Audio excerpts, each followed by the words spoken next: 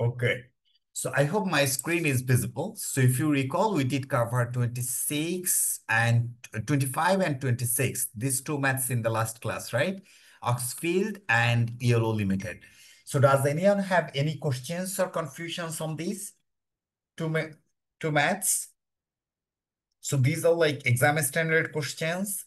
Even it have been copied by the ICAB several times, maybe. So do you have any issues with these particular 25, 26? I suppose you understood, right? Yes, sir. There is no any Okay. issues. There is no issues with that. Okay. Moving on, we have got 27. No, 27 is not required. Okay, so let's deal with the different types of math, which is 28. So it basically blends the concept of valuation and the concept of cost of capital. So these sort of questions, I mean, might come up, and if you don't have any idea about that, then you might end up with, like doing nothing in the exam hall. So even if I recall, this particular question was even given by the ICAB in one occasion. Okay, very limited, but it's quite interesting. Trade Limited is financed by 1 million CU1 ordinary shares currently valued at 1.725 cum dividend. So এটার একটা হচ্ছে 1 million ordinary share আছে এবং তার valuation কত এখন 1.725 cum dividend. So can you please tell me what do we need to do with the come dividend share price? If you can recall the previous classes. If we want to calculate the cost of capital, what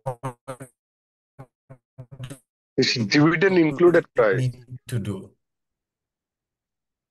come dividend share price কি আমরা use করব? এটাকে ex dividend share প্রাইসে convert করতে হবে, তাই না? X dividend share প্রাইসে কিভাবে আমরা কনভার্ট করব? বাই এক্সক্লুডিং দ্য ডিভিডেন্ডটাকে excluding what? By one strip out করে, মাইনাস করে আমরা ইয়েস হচ্ছে এটাকে, right, very good. So okay, এইগুলা হচ্ছে কি, মানে as you practice more and more you will be able to solve it, মানে আপনার সাথে সাথে মাঝে মানে ইয়া করবে, ব্রেইনে ক্লিক করবে। So possibly we need to deduct the dividend out of it, কারণ এটা হচ্ছে আমার কস্ট অফ ক্যাপিটালের math. The company has paid constant dividend of 225,000 for many years. দেখেন, ওর হচ্ছে নাম্বার অফ শেয়ারস আছে, ডিভিডেন্ড দেওয়া আছে, so you should be able to calculate the dividend per share. সেই ডিভিডেন্ড পার শেয়ারটা যদি আপনি এখান থেকে স্ট্রিপ আউট করেন, you will be able to calculate the ex dividend share price. The directors are considering investing in a project which is expected to yield 56,000 per annum in perpetuity commencing in on years time. So তারা একটা নতুন প্রজেক্টে invest করবে, সেই project ইনভেস্টমেন্টে সে 56,000 করে পাবে পারপাচুইটিতে। পারপাচুইটির formula তো জানেন, পারপাচুইটি মানে হচ্ছে from year one, so you will get this cash flow forever for the foreseeable future from that particular investment. And how to do the present value? Perpetuity কে যদি ডিসকাউন্টিং রেট দিয়ে আপনি discounting করেন, capitalise করেন, you will get the present value of perpetuity, তাই না? Immediate investment required 225,000 and the project either could be financed by right issue priced 7 for 20, price to raise to 25,000, মানে এইটা 2,25,000 টাকা investment লাগবে। এখন এই 2,25,000 টাকা কিন্তু দেখেন দুইটা ফিগার, একটা হলো ডিভিডেন্ড আর ইয়াও হচ্ছে 2,25,000 টাকা, ইনভেস্টমেন্টও 2,25,000 টাকা। এই 2,25,000 টাকা সে রাইট ইস্যুর মাধ্যমে অ্যারেঞ্জ করতে পারে, প্রাইস টু রেইজ 2,25,000, মানে সে কিভাবে প্রাইসিং হবে এই ইনফরমেশন পরে দেওয়া আছে, or by a new issue. So what is the fundamental difference between right issue and new issue? Right issue হচ্ছে issuance of shares, fundamental, এটা আপনারা হয়তো জানেন অনেকে, but I mean let's recap it, refresh the knowledge. Right issue হচ্ছে issuance of shares to the existing shareholders at a price lower than the market, কারণ আপনি existing share হোল্ডারদের কাছে শেয়ার দিবেন মার্কেটের থেকে কম দামে, because of their preemptive right, কারণ সে আপনার কাছে আপনার সাথে অনেকদিন ধরে আছে, বিকজ অফ দেয়ার লয়্যালটি আপনি you are issuing the shares at a discount to them, আপনি মার্কেটের থেকে কম দামে দেন, that is called right share. On the other hand new issue হচ্ছে you are issuing the shares to new share holders. New issue বলছে priced so as to give all gain on the project to the current shareholders. So এমন ভাবে issue করা হবে যেন সমস্ত গেইনটা current share হোল্ডার্সরা পায়, অথবা 1 টাকা 25 পয়সা দামে শেয়ার ইস্যু করতে হবে। You will understand how does the pricing mechanism impact the wealth of the individual share holders. You understand? এইখানে গেইন, আপনারা একটা জিনিস বলেন তো, কোম্পানিতে শেয়ারের গেইন দেওয়ার কি কোনো উপায় আছে? কোম্পানি কি রিয়েলি শেয়ার হোল্ডারদেরকে গেইন দিতে পারে তার ব্যাংক অ্যাকাউন্টে টাকা ট্রান্সফার করে? Try to get my point. মনে করেন you are a CFO of a big company and you are issuing the shares, I am asking you to transfer the gain in the bank account of the shareholders. Is it really possible? Is it really legitimate? Is it doable and practically implementable, executable? সম্ভব এটা? এটা পারা যায়? না sir. পারা যাবে No, না sir. Sir. No, পারা sir. যাবে না। Very good. কেন পারা যাবে না? Why? Because there is a restrictions by the Companies Act. আমি কোম্পানি থেকে শেয়ার হোল্ডারদের কি দিতে পারি? ডিভিডেন্ড দিতে পারি। I can declare the dividend and share holders can get the dividend. কিন্তু আমি এই যে গেইন দেওয়ার কথা বলতেছি, গেইন তো আমি দিতে পারবো না তার ব্যাংক অ্যাকাউন্টে, তাই না? However, Yes. this is where the financial management beauty comes in a place. You don't need to transfer the gain to their bank account. You will do the price mechanism in such a way share price of the old shareholders will go up and they will automatically be benefited. Try to understand, মানে আমরা এমন ভাবে pricing করব যে আমাদের existing যে share holder, তার যদি শেয়ারের দাম বেড়ে যায়, তার মানে কি আলটিমেটলি সে বেনিফিশিয়ারি হইল না ওই গেইনের? Yes, sir. জি sir. So this is what I am trying to say. মানে আপনাকে কিন্তু ব্লেন্ড করতে হবে local law and the practical, যে কি ইমপ্লিকেশনস আছে। তারপরে হচ্ছে বলছে 1 টাকা 25 পয়সা হলে কি হবে। এখন আপনাকে বলছে calculate the gain to the ordinary share holders and NPV of the project for one. মানে নাম্বার ওয়ানের জন্য গেইন কত হবে আর হচ্ছে আপনার এনপিভি অফ দ্য প্রজেক্ট কত হবে সেটা আপনাকে ক্যালকুলেট করছে। Try to understand one simple thing. দেখেন, according to the financial management theory, আমরা 3টা হাইপোথিসিস আছে জানেন, এফিশিয়েন্ট মার্কেট হাইপোথিসিস, তাই না? এফিশিয়েন্ট মার্কেটের 3টা ফর্ম আছে। কি কি ফর্ম? স্ট্রং, সেমি স্ট্রং, আর কি উইক, রাইট? তাহলে উইক ফর্মে যেটা হয়, আপনারা কি জানেন এটা মার্কেটের যে 3টা ফর্ম? না স্যার। আচ্ছা, মার্কেটের 3টা ফর্মের মধ্যে weak form only reflects the historical performance of the company. Historical performance means let's say you are doing the audit, ওই অডিটের ভিত্তিতে যে রেজাল্টটা আসে সেটাই রিফ্লেকশন হয়। দ্যাট ইজ কল্ড আপনার হিস্টোরিক, বা ওইখানে আপনার ফিউচারে কি আছে, প্ল্যান ট্যান আছে, এইগুলা হচ্ছে আসলে মার্কেটে রিফ্লেক্টেড হয় না। So that is called weak form of market. বোঝা গেছে? Semi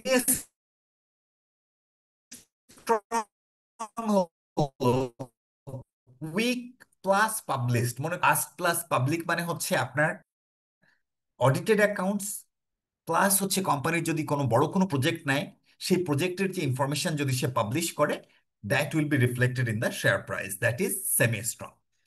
Strong form on the other hand, past, public plus secret. There is nothing called secret. Whatever you do, people will get to know because practically it's not possible for anyone to hide any corporate information. কারণ if you remember, does anyone know about Apple car?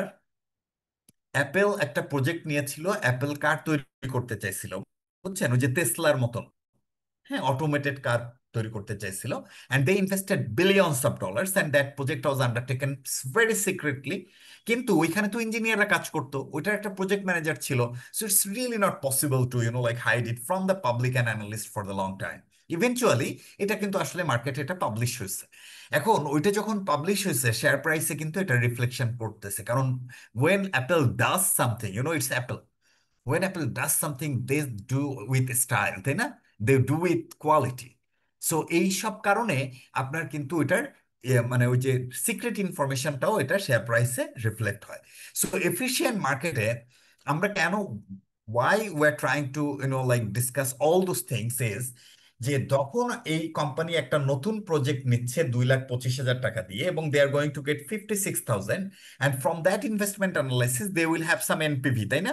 ওই investment করে যদি positive NPV হয় and if it is efficient market, তাইলে কি ওই টাকাটা দিয়ে অটোমেটিক্যালি ওই কোম্পানির ভ্যালু বেড়ে যাবে না? আপনারা কি আমার কথা বুঝতেছেন? জি স্যার, জি Yes, স্যার। sir.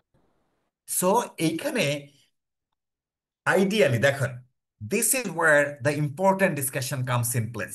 সে বলছে gain to the ordinary share holders and NPV of the project. তাহলে থিওরিটিক্যালি ওই যে প্রজেক্টের এনপিভি, রাইট, আর হচ্ছে gain to the ordinary share holders দুইটা সেম হবে। কারণ গেইনটা কোথা থেকে আসবে? গেইন তো আর মনে করেন it will not come from planet Mars, right? So it comes from the NPV of the project. So new investment করে যে এনপিভি হবে, সো সেই এনপিভি দিয়ে আমাদের ওই গেইনটা বাড়বে। ক্লিয়ার? জি স্যার। ওকে, তাহলে let's solve it together.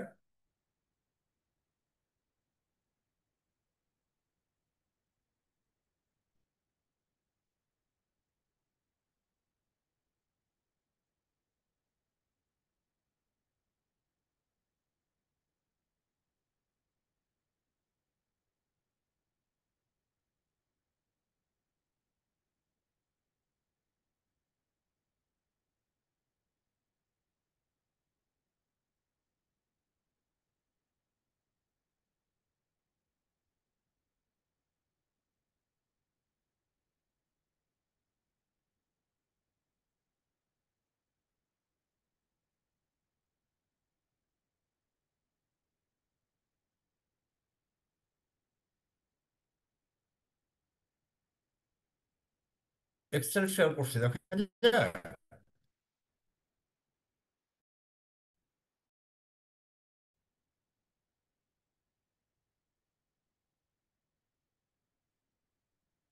Can you see me in Excel? Yes, sir. Okay, so requirement A বা 1 আমাদেরকে জানতে চেয়েছে NPV of the project. NPV of the project, দেখেন এনপিভি অফ দ্য প্রজেক্ট যদি আমি বের করতে চাই, আমাকে কি ডিসকাউন্টিং রেট লাগবে না একটা? জি স্যার। ডিসকাউন্টিং রেট আমি কিভাবে বের করব? আমাদের ওই যে dividend model, we have got the dividend information, we have got the share price, এইখান থেকেই আমরা বের করতে পারবো। সো আমরা ডিভিডেন্ড পার শেয়ার ডিপিএস এটা বের করতে পারি। কত? 2,25,000 টাকা হচ্ছে আমার ডিভিডেন্ড ছিল, divided by 1,000,000 10 to the power 6।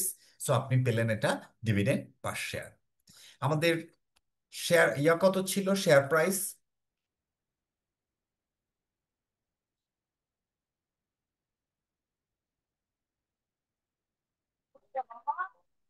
1.725।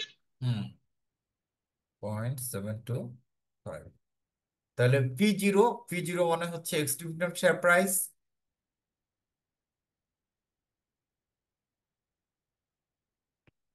That is our ex 1.5। Dividend share price.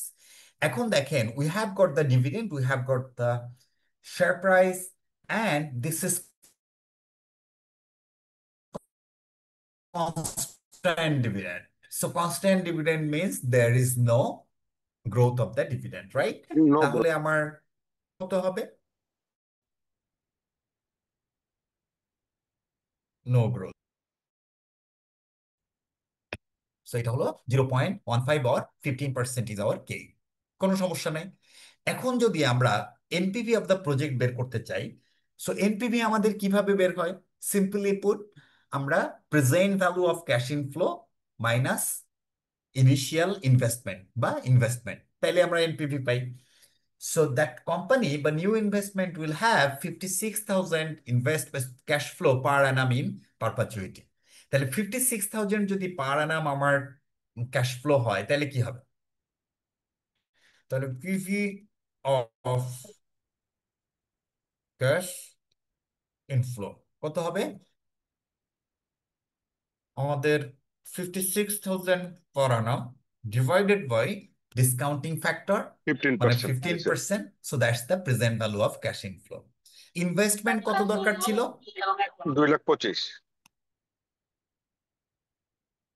Forget about typo.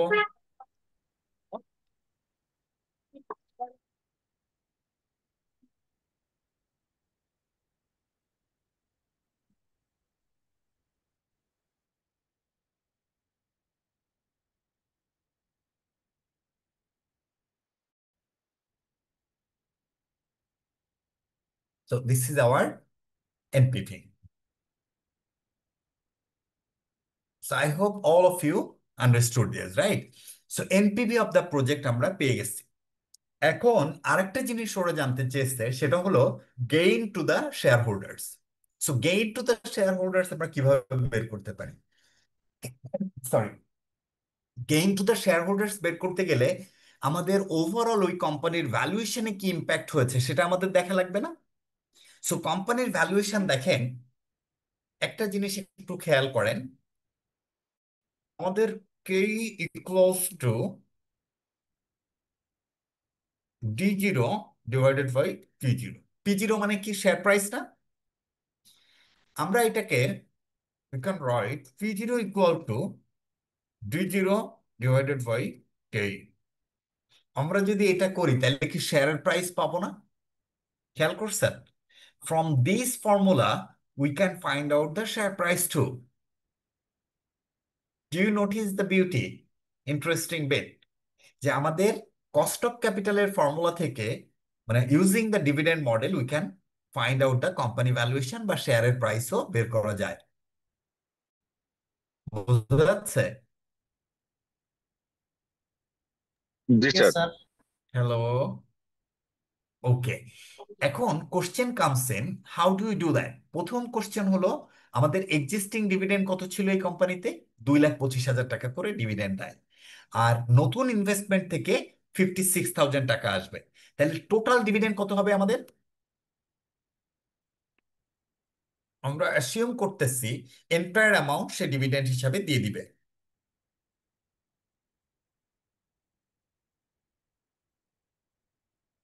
তাহলে 2,81,000। তাইলে আমাদের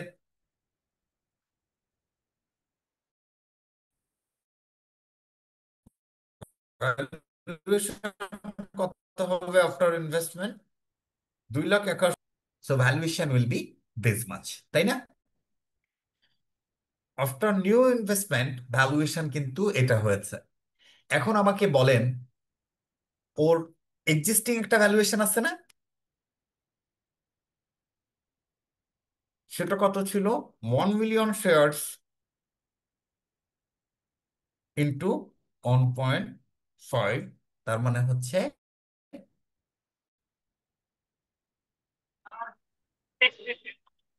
এই যে 15 লাখ ছিল, 1.5 million was the existing valuation বা is the existing valuation. I hope যে এটা আপনারা বুঝতে পেরেছেন। তাইলে 3,73,000. ইনভেস্টমেন্ট করার পরে আমার কতটুকু ভ্যালু বাড়ছে? রাইট, একটু 3,73,000 টাকা আমাদের ভ্যালু বাড়ছে। Fair enough. কিন্তু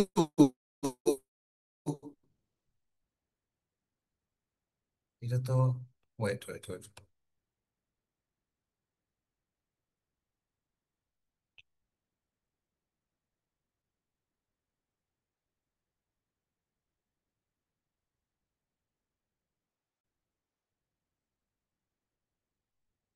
কিন্তু এরকম হলো কেন? এরকম স্যার তো আপনি হওয়ার তো কথা যোগ না। করে ফেলছেন।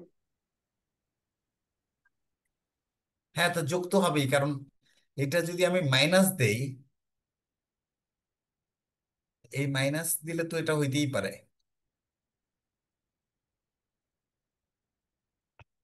এইবার ঠিক আছে, খেয়াল করেছেন? 3,73,333 সেটা হচ্ছে ভ্যালুয়েশন বাড়ছে। এখন এই 3,73,333 ভ্যালুয়েশনের জন্য ওর একটা ইনভেস্টমেন্ট লাগছে না? জি স্যার, 2,25,000. 2,25,000 টাকা একটা ইনভেস্টমেন্ট লাগছে। তাহলে কতটুকু ইনক্রিমেন্ট ফান্ডামেন্টাল ভ্যালুয়েশন হয়েছে 3,73,000 মাইনাস আফটার 2,25,000। ইনভেস্টমেন্ট 1,48,000। হ্যাঁ, তার মানে 1,48,333। And C the thing which I was discussing, the concept which I was discussing, I was trying to disseminate, যে দেখেন আমাদের এনপিভি দিয়ে শেয়ারের ভ্যালুয়েশন বেড়ে যাবে এবং existing share holders will automatically B benefited, কারণ তার শেয়ার প্রাইস বেড়ে যাবে। বেড়ে গেলে সে তো অটোমেটিক্যালি গেইনটা তার কাছে চলে গেল। খেয়াল করছেন যে এনপিভি দিয়েই আমার কোম্পানি ভ্যালুয়েশনটা বেড়ে গেছে। সো এই জিনিস তো থিওরিটিক্যালি, কিন্তু আপনাকে ক্যালকুলেশন করে এটা বুঝাই দিতে হবে। ক্লিয়ার? কোনো কনফিউশন আছে? No sir. ধরে নিচ্ছি কোনো কনফিউশন নাই, তাহলে let's get to the next requirement. হ্যাঁ, নেক্সট রিকোয়ারমেন্টে কি ছিল? Calculate the issue price and number of shares to be issued. দেখেন 2 নাম্বার খুবই interesting. By 2(1) either price current share holders, মানে সমস্ত গেইনটা কাদেরকে দিতে হবে? শেয়ার হোল্ডারদেরকে। কারেন্ট শেয়ার হোল্ডারকে দিতে হবে। তাইলে শেয়ার প্রাইস, তার মানে শেয়ার প্রাইস কত হবে এবং নাম্বার অফ শেয়ার কত হবে। ক্লিয়ার? তাহলে আমি সমস্ত গেইন যদি কারেন্ট শেয়ার হোল্ডারদের দিতে চাই, তাহলে শেয়ার প্রাইস কত হবে এবং নাম্বার অফ শেয়ার কত হবে। That is the requirement, right? Requirement জি।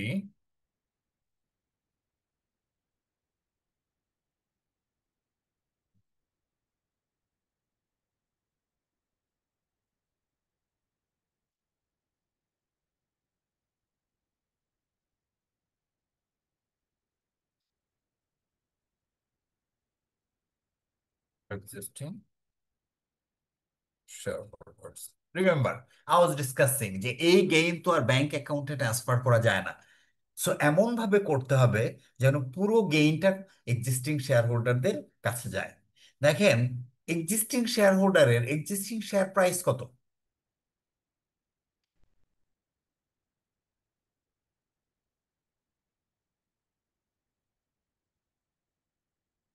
1.5, মানে এক্স ডিভিডেন্ড শেয়ার প্রাইস, তাই না? ঠিক কিনা? জি স্যার। Existing share price 1.5। আর আমি যদি এক্সিস্টিং শেয়ার হোল্ডারদেরকে পুরো গেইনটা দিয়ে দেই, তাহলে পার শেয়ারে গেইন কত হবে?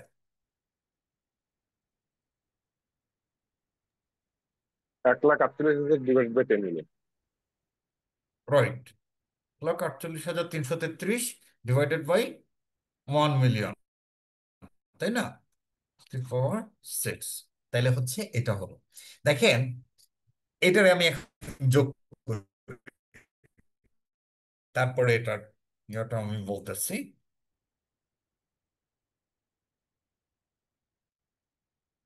1,68,000। Try to understand, listen very mindfully. আমাদের এখন বাজারে শেয়ার কত করে আছে মার্কেটে? 1.648। শেয়ার মার্কেটে না, ওয়ান পয়েন্ট এখন কত কারেন্ট করে আছে আছে currently zero existing point share? One four eight না, এখন আছে 1.5 ইয়েস করে। স্যার, ইয়েস স্যার, ওটা হচ্ছে গেইন। এখন কত করে মার্কেটে বিক্রি হচ্ছে বা লেনদেন হচ্ছে? এটা 1.5 6। করে। 1.6 না, তো এক্সিস্টিং হচ্ছে কত স্যার করে জাস্ট আছে? Existing 1.5 current market existing price. 1.5, এটাই আমি জিজ্ঞাসা করতেছি। এখন আছে 1.5। এখন আমরা বলতেছি এমন ভাবে প্রাইস মেকানিজম করতে হবে যেন পুরো গেইনটা এক্সিস্টিং শেয়ার হোল্ডারদের কাছে যায়। তো আমরা বলেছি বারবার, এটা তো আর ব্যাংক অ্যাকাউন্টে তারা দেওয়া যাচ্ছে না, and this is not realised gain either. তাইলে এটাকে কেমন করতে হবে? প্রাইসিং মেকানিজম করতে হবে। দেখেন আমি যদি এখন নতুন শেয়ার বিক্রি করি 1.648 এই দামে, রাইট? নতুন শেয়ার মানে শেয়ারটা নিউ শেয়ার হোল্ডারদের কাছে বিক্রি করব কত টাকায়? 1.648। এই দামে যদি আমি সেল করি, what will happen? What will be the impact? সে কিনবে ক্যাশ কত? Flow will one come point in six the four eight company. Right? Cash flow yes. Will come in the company, this is one point. এবং most importantly, আমি যখন share বিক্রি করলাম, তাহলে কি সমস্ত শেয়ারের দাম তখন 1.648 হয়ে যাবে না? ইয়েস। তাহলে দেখেন what will be the impact.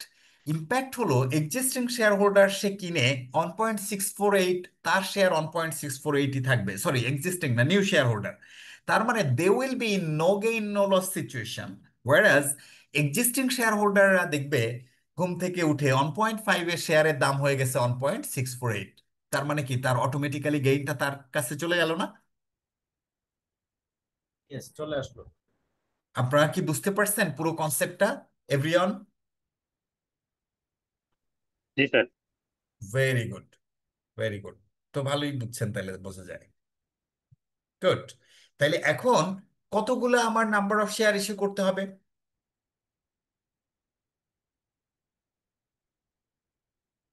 Number of shares to be issued, এটা হবে হচ্ছে আমার কত টাকা লাগবে? 2,25,000 ডিভাইডেড দুই বাই, লাখ পঁচিশ হাজার তার মানে এই শেয়ার তো আর ফ্র্যাকশনে হয় না।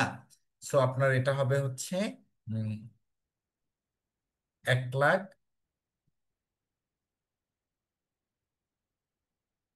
36,502টা শেয়ার ইস্যু করতে হবে। 1.648 দিয়ে যদি সে করে, তাহলে হচ্ছে আপনার সমস্ত গেইন চলে যাবে অর্ডিনারি শেয়ার হোল্ডারের কাছে। এই যে এক্সপ্লানেশনটা দিচ্ছি, ওইভাবে একটু হালকা লিখে দিবেন আপনারা। ওকে? Yes sir. হুম। কারো কোনো কনফিউশন আছে এটা নিয়ে? সবাই বুঝতে পারছে? I don't think everyone understood. কারো কনফিউশন থাকলে বলতে পারেন কিন্তু।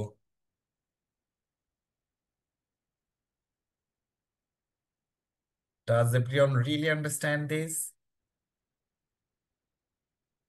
Yes sir, understand. Okay, very good. Moving on. ও নেক্সট যে রিকোয়ারমেন্টটা ছিল, that was number 3. Calculate the gain or losses. Number C. Calculate the gain or losses to the current and new shareholders. Current এবং new share হোল্ডারদের gain এবং লসের কি হচ্ছে সেটা আপনাকে ক্যালকুলেট করতে বলছে। তার মানে এবার আমরা শেয়ার ইস্যু করব কত করে? 1.25 করে যদি শেয়ার ইস্যু করি, তাইলে আমাদের gain or loss to the current and new share holder কত হবে? এবার দেখেন, এটা খুবই ইন্টারেস্টিং কেস। বলছে রিকোয়ারমেন্ট সি,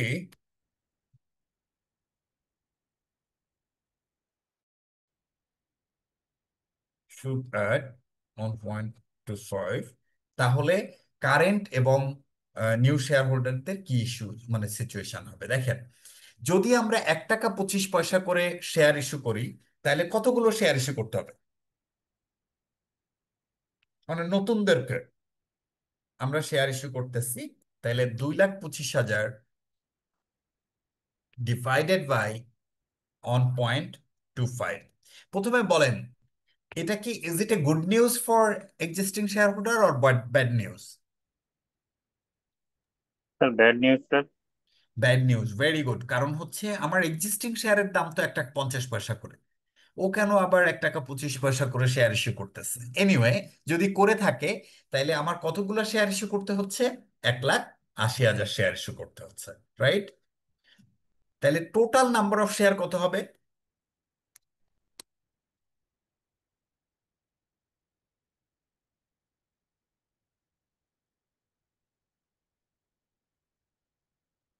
$1,000,000 প্লাস 1,80,000, সো 11,80,000 হবে আমাদের টোটাল নাম্বার অফ শেয়ার্স, তাই না?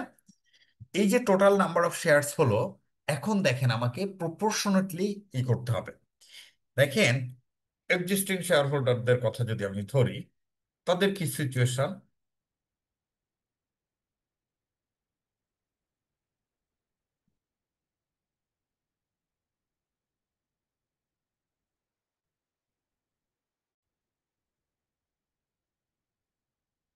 Total valuation of the business কত ছিল? 2,25,000 প্লাস কত, 56,000, তাই না? জি স্যার। Divided by 15%, right? এটা ছিল আমাদের টোটাল ভ্যালুয়েশন। তাহলে স্যার, এক্সিস্টিং শেয়ারের ভ্যালু ফিফটিন কত? 15%টা কোথেকে আসলো স্যার? 15% না, একটু আগে আমরা ক্যালকুলেট করলাম ডিসকাউন্টিং ফ্যাক্টর, এই যে 15%। জি স্যার, জি স্যার। হুম। তাহলে এখন আমাদের এক্সিস্টিং শেয়ার হোল্ডারদের কতটুকু তার পোর্শনে পড়তেছে? এক্সিস্টিং শেয়ার হোল্ডারের ভ্যালু হচ্ছে, দেখেন, 18 লাখ। এটা হচ্ছে টোটাল শেয়ারের ভ্যালু, কত? 11,80,000 শেয়ারের ভ্যালু, তাই না? এটাকে যদি আমি 1 মিলিয়ন শেয়ারের দিয়ে মাল্টিপ্লাই করি, তাহলে 1 মিলিয়ন শেয়ারের ভ্যালু কি এটা না? After the new project total valuation. Total valuation মানে কি? 11,80,000 শেয়ারের ভ্যালু। তাহলে এক্সিস্টিং শেয়ার হোল্ডারের কি হচ্ছে? এটা divided by 11,80,000 multiplied by 1 million. তার মানে এক্সিস্টিং শেয়ারের ভ্যালু হচ্ছে আফটার নিউ প্রজেক্ট এরকম দাঁড়াচ্ছে। Clear? G sir. Okay. Dear students, salam. Nice to see your sessions. Please also invite your section group box, the absent students and the valuable classes. Okay. All right. এখান থেকে আমরা deduct করব। কি deduct করব? এখান থেকে deduct করব হচ্ছে প্রিভিয়াসলি কত ভ্যালুয়েশন ছিল।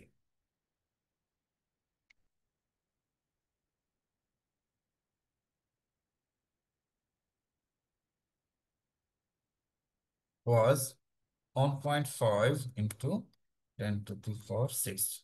তার মানে 15 লাখ টাকা ছিল আমাদের প্রিভিয়াস ভ্যালুয়েশন। সেটাকে আমরা মাইনাস করে দিলাম।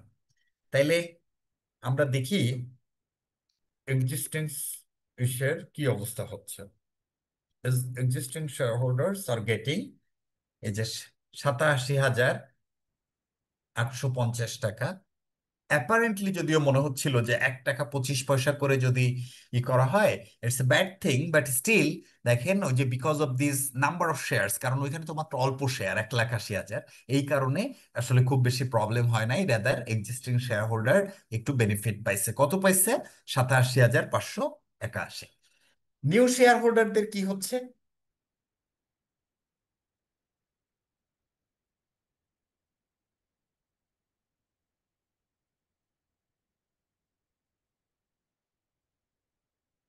Copy this calculation. Total valuation তো আমার চেঞ্জ হবে না।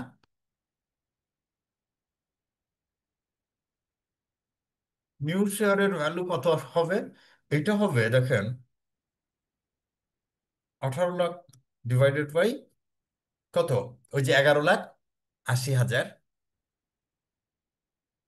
এটারে কত দিয়ে মাল্টিপ্লাই করব?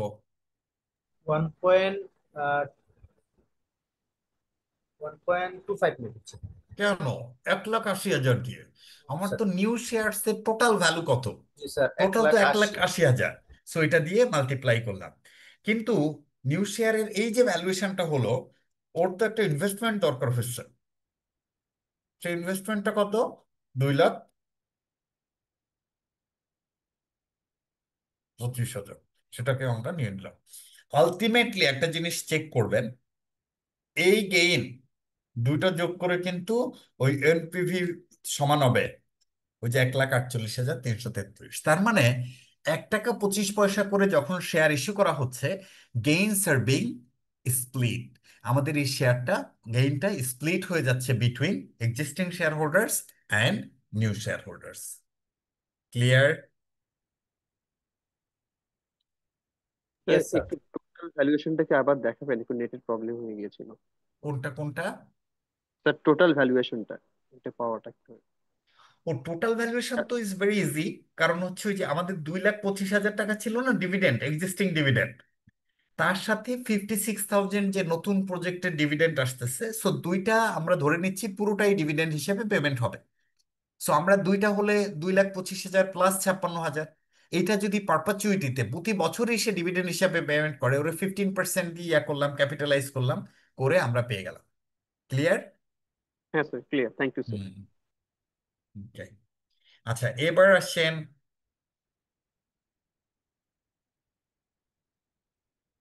নেক্সট যে রিকোয়ারমেন্ট, সেটা হচ্ছে থিওরি। সেটা একটু দেখি।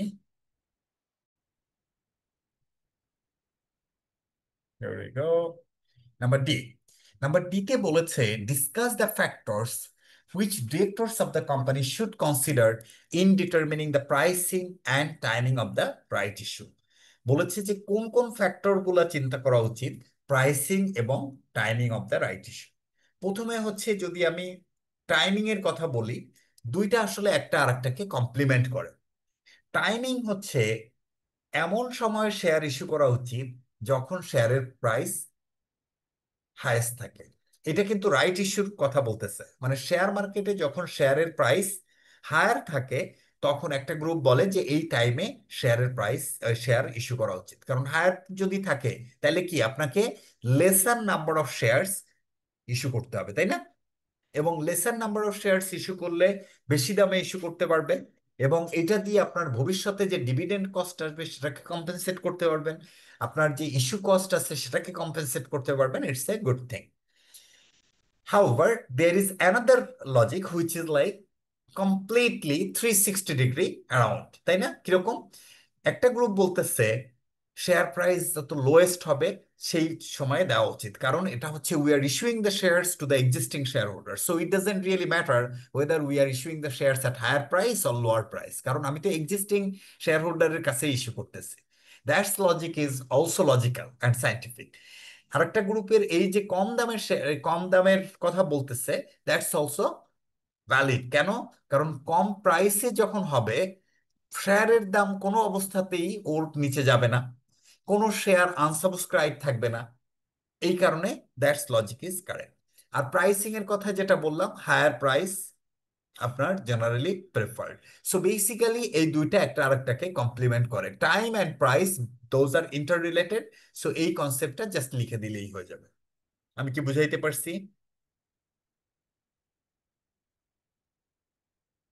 বোঝা যায় নাই? স্যার টাইমটা স্যার বুঝি নাই স্যার।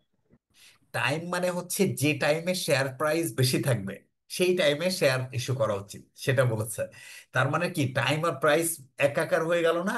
মানে আপনার একজন আরেকজনকে কমপ্লিমেন্ট করতেছে, pricing and timing.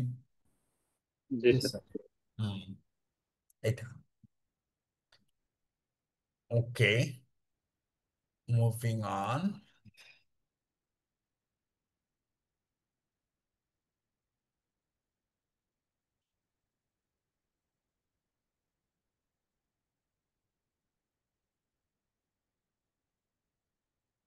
It's a very good math. হ্যাঁ, 34। 34 আপনারা আমাকে বুঝাবেন। আমরা কিন্তু এতক্ষণ ধরে যে কনসেপ্ট করছি, আমি জাস্ট বসে থাকবো, আপনারা ক্যালকুলেশন করে আমাকে বলবেন কোনটা কি আছে। সো প্রথমে ইউ স্টার্ট রিডিং 34, এই পর্যন্ত চলে আসলে, ব্যালেন্স শিট পর্যন্ত আসলে আমাকে বলবেন যে you are done with this, তারপরে আমরা will break it down piece by piece. হ্যাঁ, ওকে।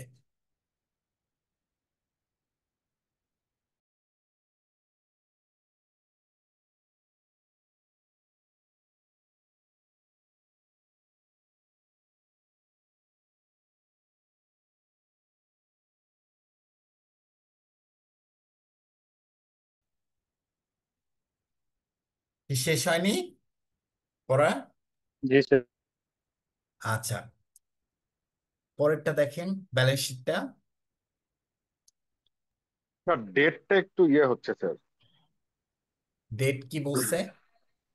ডেটটা হচ্ছে রিনিউয়েবল ডেট বলতেছিল, এবং হ্যাঁ, হচ্ছে eight irredeemable. Point four percent irredeemable বলতেছে 5%। তাহলে হচ্ছে হ্যাঁ, 5% minus tax bracket divided by 40 million, right sir? না, এইখানে একটা ব্যাপার আছে। 40 মিলিয়ন জি তো স্যার। আপনার এটা ধরে নিতে হবে একটা, তো টোটাল ডেট সাইজ হচ্ছে 40 মিলিয়ন। সো এক জি একটা স্যার। ডেট কত হবে ধরে নেন 100।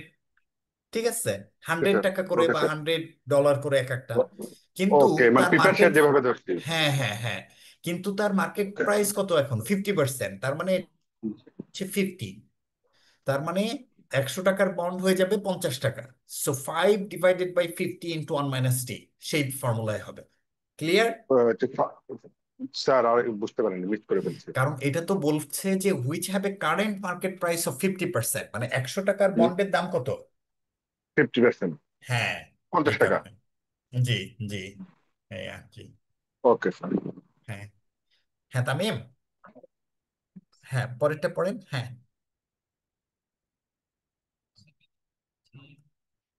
না না, হোয়াটসঅ্যাপে দেন না, পরেরটা দেখেন একটু আপনারা। হ্যাঁ, আর ওই যে দেখেন, আহ,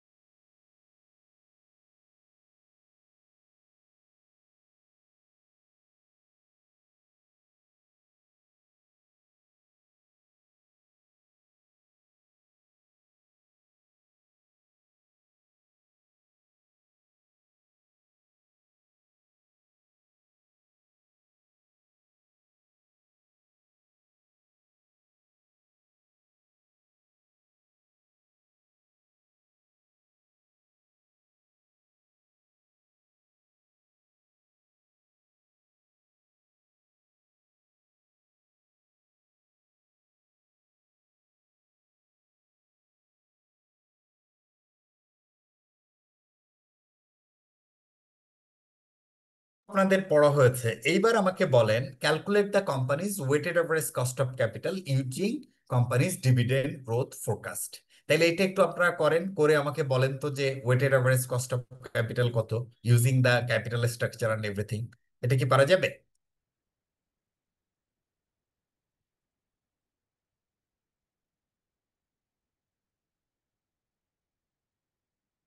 pulling out all the information together. এই যে ধরেন এখানে গ্রোথ রেট আছে কত, 8%, আর এখানে কি ইনফরমেশন গুলো তো খুব সুন্দর করে দেওয়া আছে। তো এটা কি পারা যাবে না?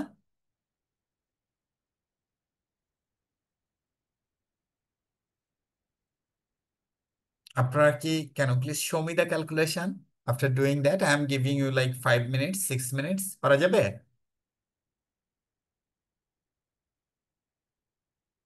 হ্যালো? চেষ্টা করি।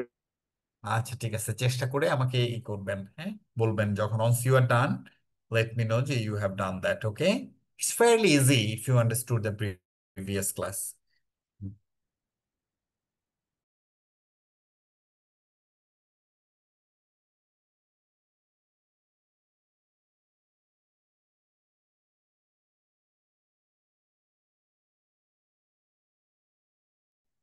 কি হয়েছে ক্যালকুলেশন? হ্যালো?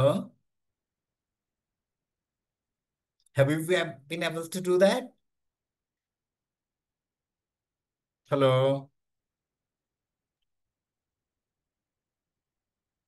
আপনারা কি পেরেছেন করতে? Hello, can you hear me?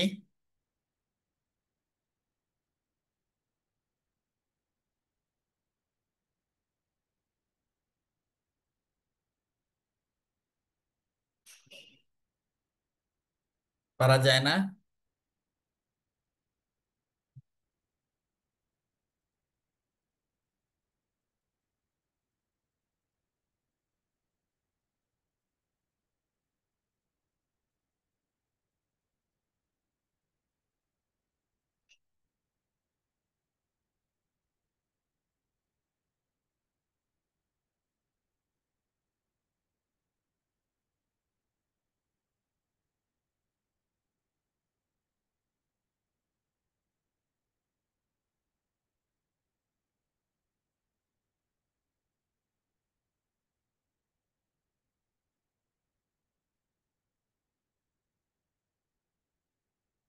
So tell me, have you been able to calculate WSCC using company's dividend growth forecast? এটা কি পারা গেছে এই অ্যান্সারটা? রিকোয়ারমেন্ট এ ডাব্লিউসিসি করে করছি স্যার। কত হয়েছে? ডাব্লিউসিসি হচ্ছে 11.18। এটা কি সবার হয়েছে ওনার সাথে মিলে 11.18?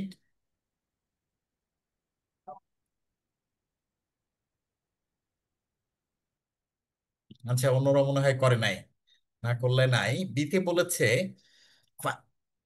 ফাইন্যান্স ডিরেক্টর আচ্ছা স্যার, এক্সপ্লিসিটলি, হ্যাঁ বলেন। 11.18 কি ঠিক আছে স্যার? ও, এটা আমি একটু তাইলে দেখি অ্যান্সার। এটা তো এখানে দাঁড়ান, তো আপনারা যদি এই ক্যালকুলেশনে পার্টিসিপেট না করেন তাইলে আপনাদের তো অবস্থা মুশকিল, খারাপ। আপনাদের তো ইস্যুড, মানে ক্যালকুলেশন তো ঠিক নাই। এনিওয়ে, এটা কত নাম্বার ছিল? ও না, 26 না, সরি। এটা হলো কত নাম্বার যেন? 2800 না। 34 ছিল স্যার।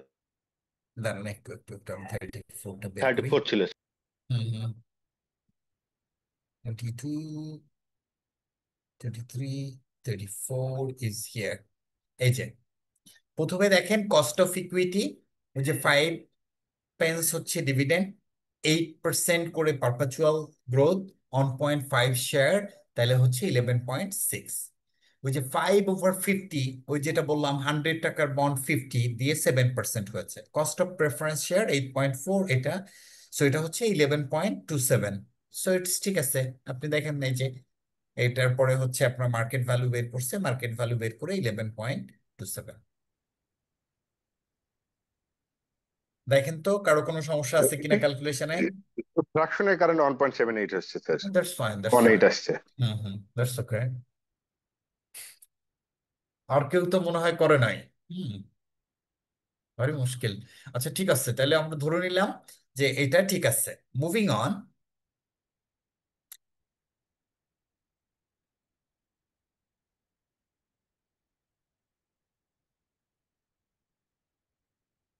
ওকে, 2 নম্বরে বলেছে the finance director has explicitly অ্যাসিউমড that current capital structure will B maintained, discuss and evaluate other assumptions that are implicitly being made when using the weighted average cost of capital as discounting rate for appraising the investment project.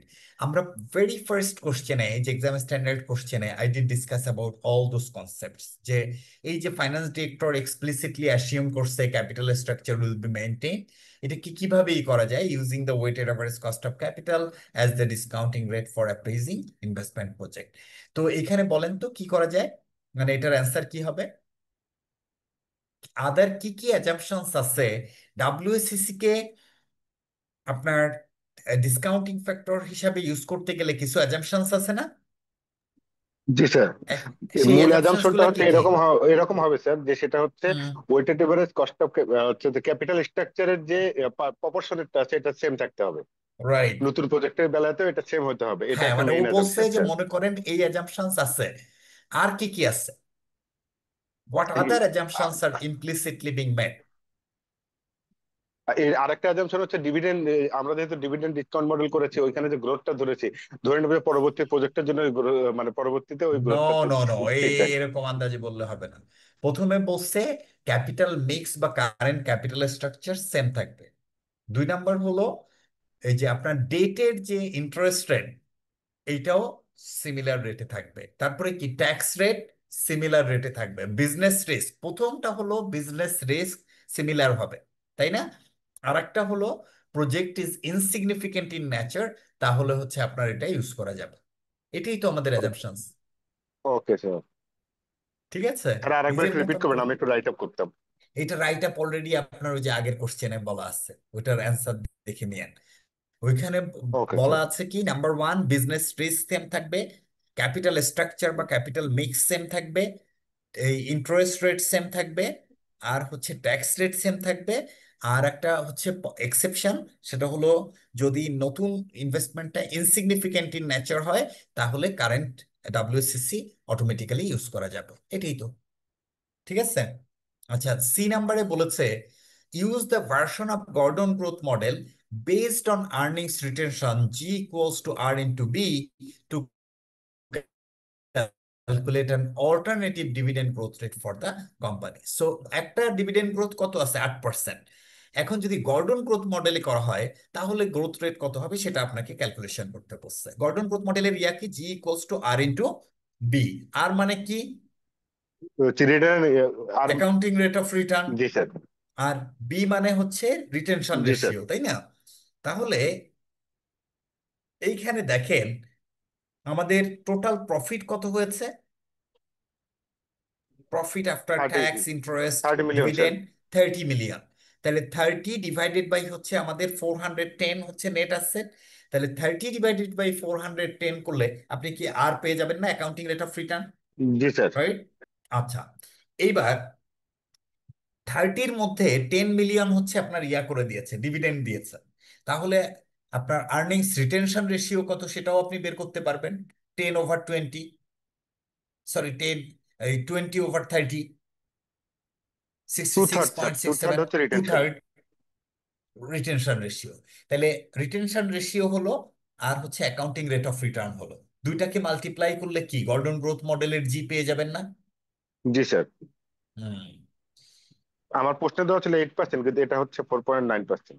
What ever the percentage, একটা difference, সেটাই আপনার বলে না ফেলবেন sir, যেটা। এগুলো কি related হবে কখনো, না এগুলো সেপারেট সেপারেট স্যার? এই যে সেপারেট, তো প্রত্যেকটা কোশ্চেন হচ্ছে ওকে আপনার স্যার। সেপারেটলি আনসার করতে হবে। Okay identify sir. The major limitations of Gordon growth model used in C above, মানে গর্ডন গ্রোথ মডেলের লিমিটেশনসটা কি? আমরা বলেছি যে if you understand the theory, if you understand the formula, you should be able to identify the drop, মানে এই আপনার loopholes, drawbacks or criticism of particular model. দেখেন, গর্ডন গ্রোথ মডেলের g equals to what? R into v. So the basic criticism comes in, first of all, R. R মানে কি? Return of return, accounting accounting rate return. Of return. Return. এটাকে first ওরা assume করতেছে this rate of return will be continued or it is fixed for the foreseeable future. Can you guarantee this similar level of return will be maintained in the next years? Is it really possible? No, sir. No. B মানে কি? Earnings retention ratio, তাই না? Sure. G sir. Earnings retention.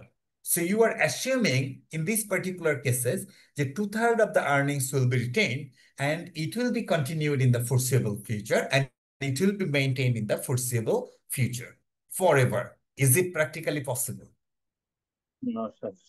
So these are two fundamentally flawed assumptions are being made. Most importantly, financial ম্যানেজমেন্টের একটা fundamental theme হলো it depends on the cash flow rather than accounting profit. কিন্তু এই particular model rely on profit which is not কি, which is not cash flow. তাহলে এই particular মডেলটা accounting প্রফিটের উপর রিলাই করে রাদার দ্যান ক্যাশ ফ্লো। তার মানে deviating from the fundamental principles of financial management. Okay, so this is another problem. আর কি প্রবলেম আছে? এইটার ডিভিডেন্টের কিভাবে আমার অ্যামাউন্টটা ইয়া হবে। ও, আরেকটা অ্যাজাম্পশন ধরে নেয়, স্যার, দেখেন রিটেনশন রেশিও যদি সেম থাকে তাহলে তো গ্রোথ মডেলটা তো ইয়ে হবে না স্যার, বাড়বে, কি, সেম ইয়ে থাকবে, গ্রোথ তো সেম থাকবে। সেটাই তো বললাম, রিটেনশন রেশিও তো ও এটা ধরে নিছে, কিন্তু ওকে। পার্টিকুলারলি কি এটা এটা সম্ভব? সম্ভব না তো। না, এটা সম্ভব না আরেকটা, স্যার, কখনো 10% আচ্ছা কখনো। আরেকটা শুনেন শুনেন আগে ভালো করে। আরেকটা অ্যাজাম্পশনস হলো, এই যে দেখেন, এই যে রিটেনশন বি, তার মানে the higher the retention is the higher the growth is. খেয়াল করছেন? The higher the retention is,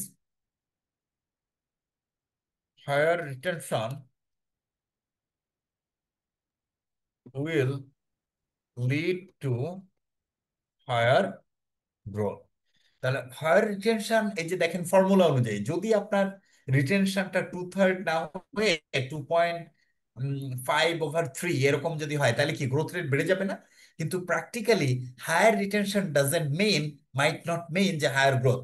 কারণ মেবি আপনার কোনো ইনভেস্টমেন্টের অপরচুনিটি নাই, তাহলে আপনার গ্রোথ কোত্থেকে আসবে? বুঝতে পেরেছেন?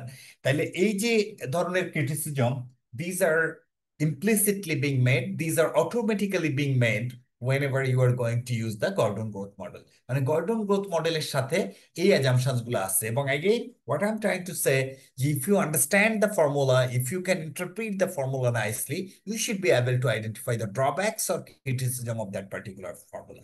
কিরকম? আমরা বলছি আর ইন্টু বি। আর ইন্টু বি যখন হলো ফার্স্ট অ্যাজাম্পশনস যে আমাদের এটা অ্যাকাউন্টিং প্রফিটের উপর রিলাই করে ইনস্টিড অফ ক্যাশ ফ্লো, এটা একটা মেজর ড্রব্যাকস। আর মানে অ্যাকাউন্টিং রেট অফ রিটার্ন, ও ধরে নিচ্ছে এই রেটে ফিক্সড সব সময় মিনিমাম এই রিটার্ন থাকবে। আর্নিংস রিটেনশন রেশিও 2/3, ফিউচারে 2/3, এটা কন্টিনিউ হবে। আরেকটা হচ্ছে এই ফর্মুলা অনুযায়ী হায়ার রিটেনশন মিনস হচ্ছে হায়ার গ্রোথ। সো এটা প্র্যাকটিক্যালি নাও হইতে পারে। So these are the fundamental criticism, these are the basic criticism of this formula. Clear? Yes sir. Was good, good. Okay, then let's get back to the question. Okay, এবার educare 35 আবার পড়েন নিজেরা, পড়ে আমাকে বলবেন যে কি হয়েছে। ঠিক আছে? এটাও ভেরি গুড ম্যাথ। এতক্ষণ ধরে যে নলেজ আপনারা পেয়েছেন সেই নলেজ দিয়ে এটা করা যাবে। 35 এরা যেটা করতে বলেছে কোম্পানিজ WSSC। সো এটা আমি এই যে I'm hanging it on your screen and giving you how much time do you need to calculate the WSSC? আপনাদেরকে 10 মিনিট সময় দিচ্ছি, অর ইভেন 12 মিনিট সময় নেন অ্যান্ড ক্যালকুলেট WSSC। যদি আপনাদের কারো কোনো কনফিউশন থাকে আপনারা আমাকে বলবেন, আমি ওই জায়গাটা ক্লারিফাই করে দিব। ওকে, এইগুলা কিন্তু these are ICW questions, all ICW exam এসছে, very standard maths for developing skills. তাই আমাকে বলবেন এটা 35। ওকে,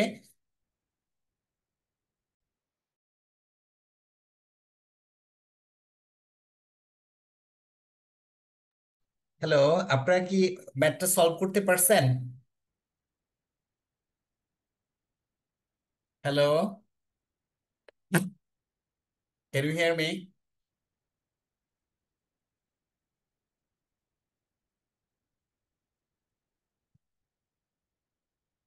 ম্যাথ কি সলভ করা গেছে নাকি কোথাও কোনো প্রবলেম আছে?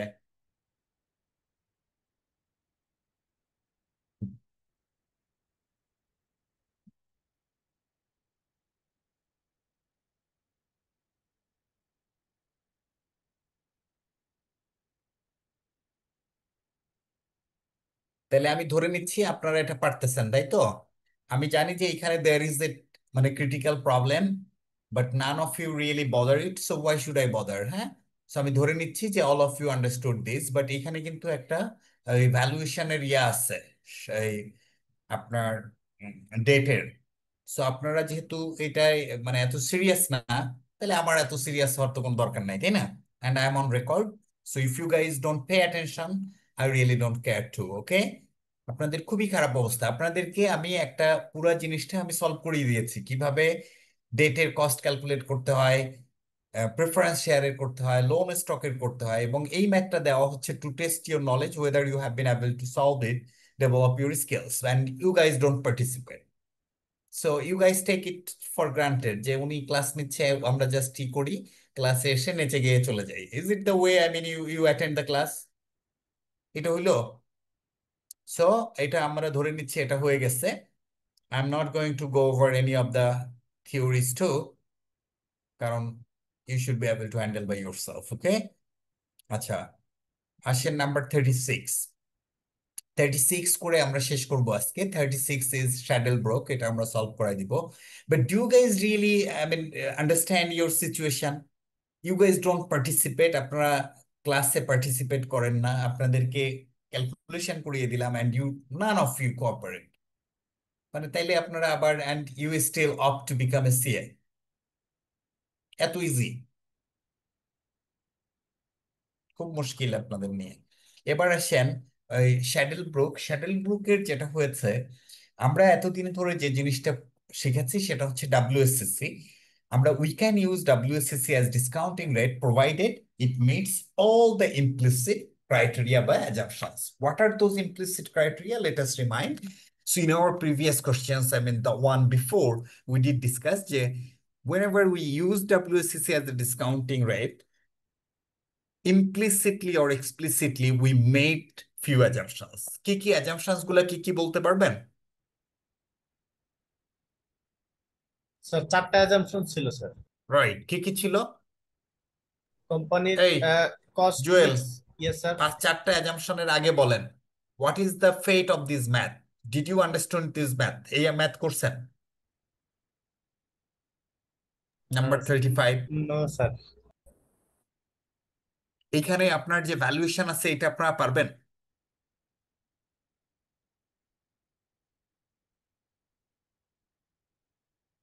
দেখছেন অবস্থা? আচ্ছা ঠিক আছে, আপনাদের পরে তো রাগ করে লাভ নাই। এটা before we get to the পরের ম্যাথে যাওয়ার আগে আমি জাস্ট এই জিনিসটারে একটু ক্লারিফাই করে দেই।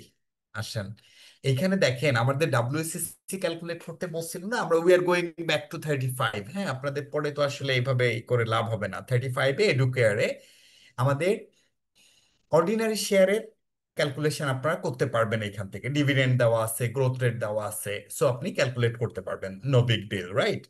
Problem comes in loan stock. Loan স্টকের ক্ষেত্রে দেখেন বলছে loan stock is not listed. It is due to be redeemed at par at 31st August 2005. তার মানে কি, এটা কি রিডিমেবল নাকি ইরিডিমেবল? রিডিমেবল। রিডিমেবল হলে ইউজুয়ালি আমাদের কোন রেটে করতে হয়, কিভাবে করতে হয় রিডিমেবল হলে? আফটার ট্যাক্স দিয়ে হচ্ছে কস্ট অফ ক্যাপিটাল বের করতে হবে। আফটার ট্যাক্স দিয়ে কস্ট অফ ক্যাপিটাল বের করতে হয়। রিডিমেবল হলে আইআরআর মডেলে যেতে হয়, রাইট?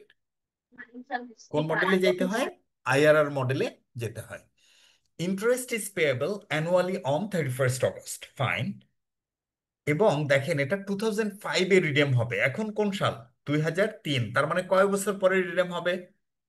2 বছর পরে, 2 year। Right? You have looked at the current price of similar but listed loan stocks of comparable companies and you have concluded that cost of Educare Limited's loan stock is 5.5% per annum. So আপনি similar loan স্টকের আপনি করছেন, analysis করছেন listed, এবং তাদের cost of capital কত, মানে cost of debt 5.5। 5.5% after corporate tax. So what does it tell us? It tells us যে 9% হচ্ছে given rate, but effectively rate will be 5.5%। তার মানে কিন্তু আপনার কস্টটা অটোমেটিক্যালি ক্যালকুলেট করে দেওয়া আছে। এখন দেখেন, আমরা যদি এটাকে চিন্তা করি তাহলে 5.5% দিয়ে তাহলে আমাদের কি করতে হবে? এখন ক্যালকুলেশন করতে হবে, এটার ফেয়ার ভ্যালু বের করতে হবে না of this particular bond. Yes, যখন sir। আমরা মার্কেট ভ্যালু বের ডাব্লিউএসসি করতে বের হবে। করব, দেখেন আমার তো কস্ট অফ ইকুইটি আমি বের করতে পারবো ডিভিডেন্ড মডেলে, কস্ট অফ ডেটও দেওয়া আছে 5.5%, কিন্তু ডাব্লিউএসসি করতে গেলে আমার কি কাজ আছে? নাম্বার ওয়ান Every কি? cost, every equity element should be converted into হ্যাঁ, fair market value। fair market value, not equity element, capital structure element must be converted to Yes, fair market yes, sir। value, তাই না? তাইলে এখন দেখেন, share তো আপনি খুব easily fair market ভ্যালুতে নিতে পারবেন, কিন্তু what about loan stock? Loan স্টকে তো ফেয়ার মার্কেট ভ্যালু দেওয়া নাই, তাহলে কি এটার ফেয়ার ভ্যালুয়েশন করতে হবে না? জি স্যার। জি স্যার। তাহলে সেই ফেয়ার ভ্যালুয়েশনটা, এই জন্যই হচ্ছে আমার কেন আপনাদের পরে রাগ হয় যে আপনারা ইউ ডোন্ট পার্টিসিপেট। আপনারা কি একটা জিনিস বুঝেন যে why should I conduct the class? আমি আগেও আপনাদের অনেককে বলছি, why should I conduct the class? বলেন তো, why do I conduct the class? আপনারা কি কেউ জানেন যে কেন আমি ক্লাস নেই? What is the purpose of conducting the class for me? জানেন? বলেন তো কেন নেই?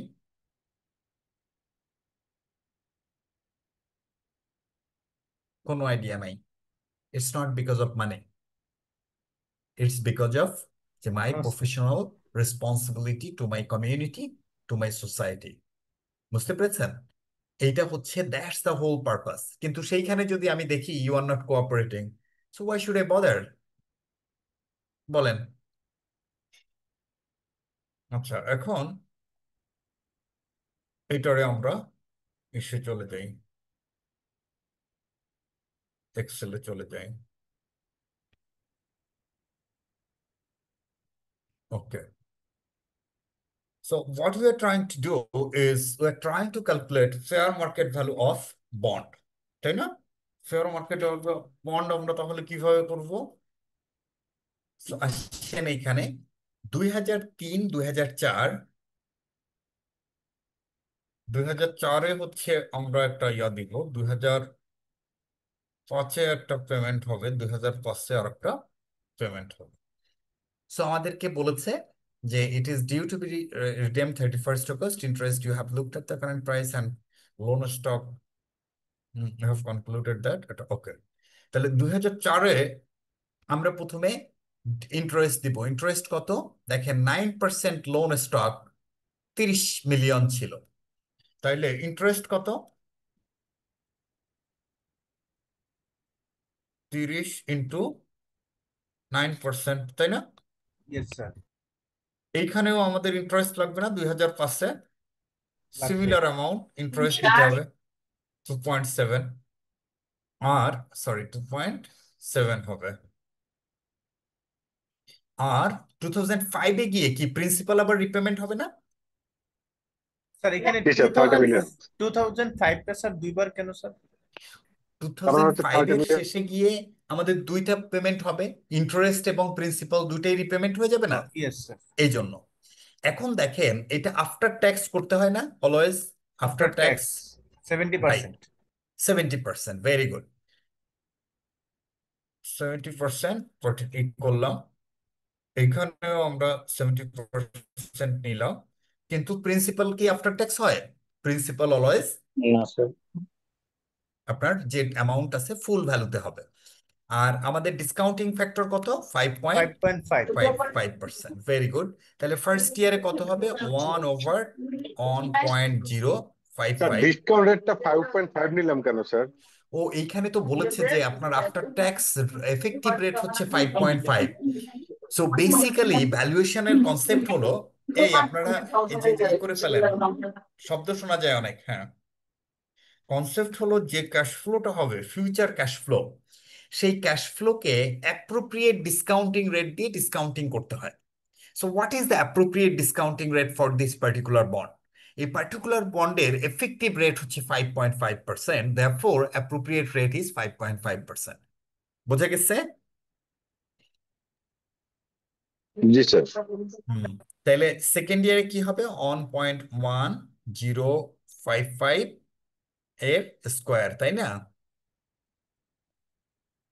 আর এটাও তো সেকেন্ড ইয়ারে এটা হবে। এখন দেখেন এটারে মাল্টিপ্লাই করি,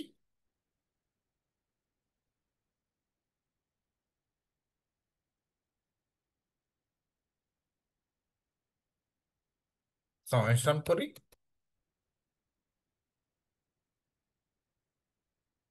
তাহলে এটা তো 30।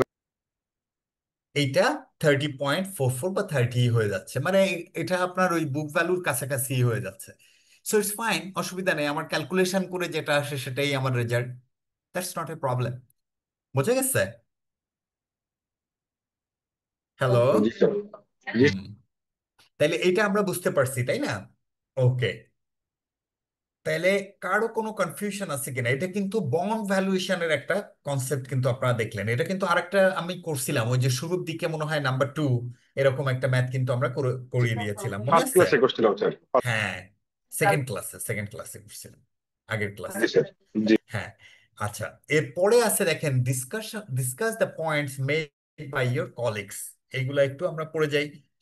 After looking at your workings of WSCC, a colleague expressed the view that since the cost of equity is linked to dividend, cost of debt is lower than that for equity, a company can reduce its WSCC by paying a smaller dividend. She went on to say that finds it odd companies should have a target dividend growth rate, and contrast she has had a dividend policy. She also asked why accountant need to be taken of the loan stock not being listed. Okay. Discuss the points made by your colleagues. এই যে কলিগের যে পয়েন্টটা, এইটাকে let's park it for the time being, we have a different chapter, ওইখানে আপনার ইসের dividend policy নিয়ে একটা ইয়ে আছে, এটা বেসিক্যালি ডিভিডেন্ড পলিসির সাথে লিঙ্কড। সি নাম্বারে বলেছে outline reasons why the WSCC determined in a may not be suitable for assessing the investment in China. এইটার অ্যান্সার কি হবে বলেন তো?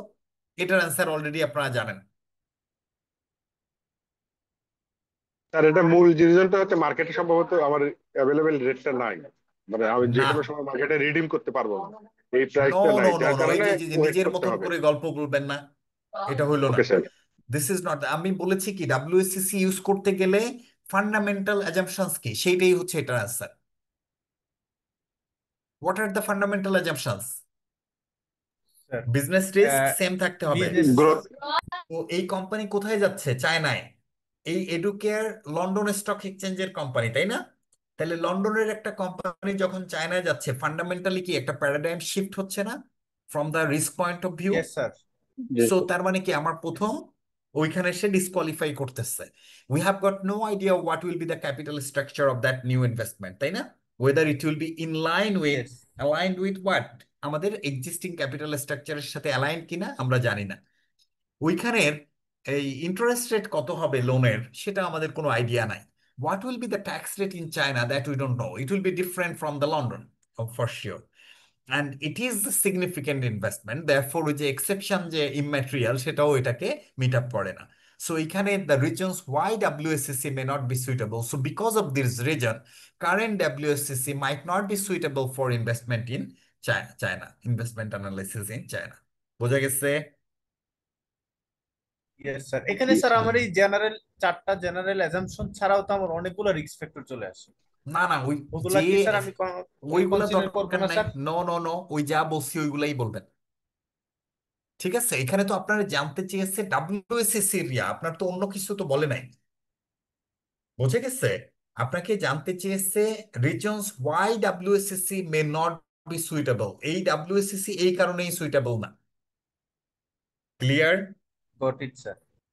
মানে এইটা তো ফরেন ইনভেস্টমেন্টের, you might have different risk, other risk আছে। সেটা ওই যে বিজনেস রিস্ক যখন বললেন, all other risk automatically included within this broader business risk. বোঝা গেছে?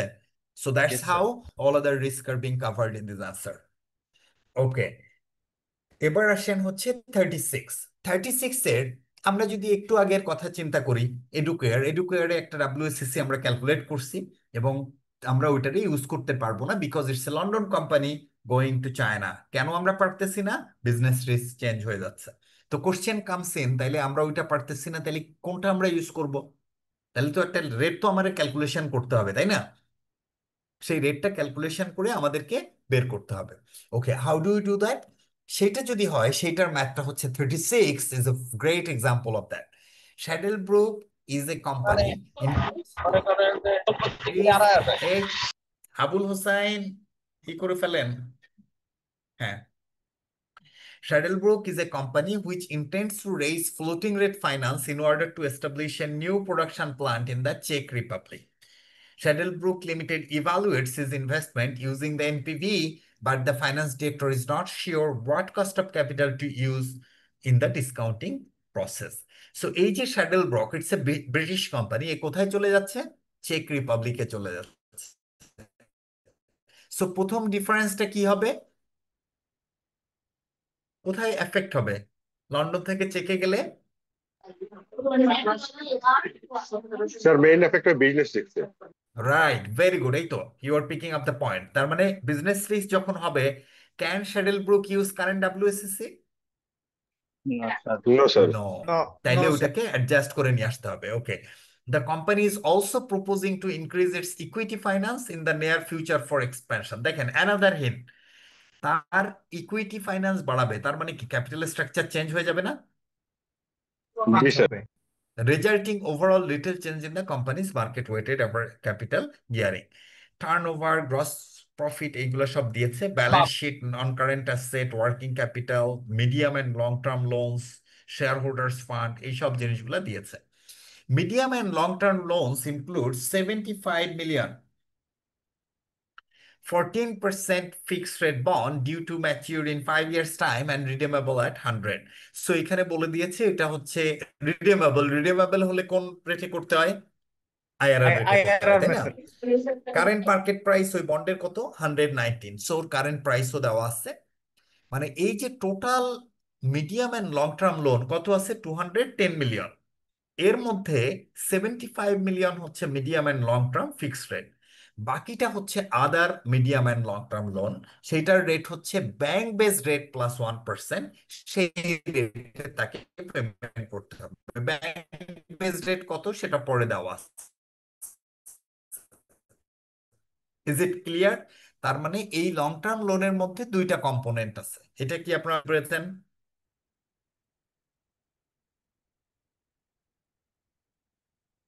স্যার সেকেন্ড বুঝলে রেটটা না? কি স্যার তাহলে ভেরিয়েবল রেট, রাইট? হ্যাঁ, ওই যে ভেরিয়েবল রেটটা কত হবে, মানে এটা বলছে bank base rate plus one, that's is variable rate, কিন্তু কারেন্ট ব্যাংক বেস রেট কত সেটা আমরা পরে পাবো।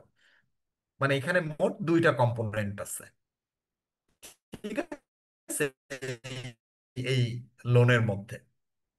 ওকে, লোনের মধ্যে দুইটা কম্পোনেন্ট তো থাকতেই পারে, তিনটাও থাকতে পারে, কারণ আমি ডিফারেন্ট ব্যাংক থেকে ডিফারেন্ট ইনস্টিটিউশন থেকে ডিফারেন্ট রেটে নিতে পারি, পারি না?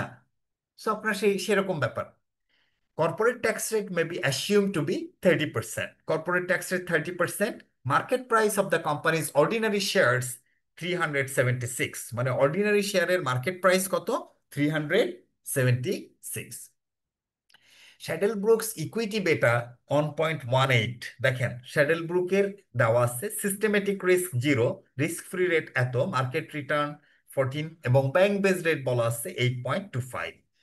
Estimated equity beta of the main এই আহা এই মিউট করেন, আবুল হাসেন মিউট করে ফেলেন, এরে মুশকিল। হুম, ঠিক আছে, here we are। আবার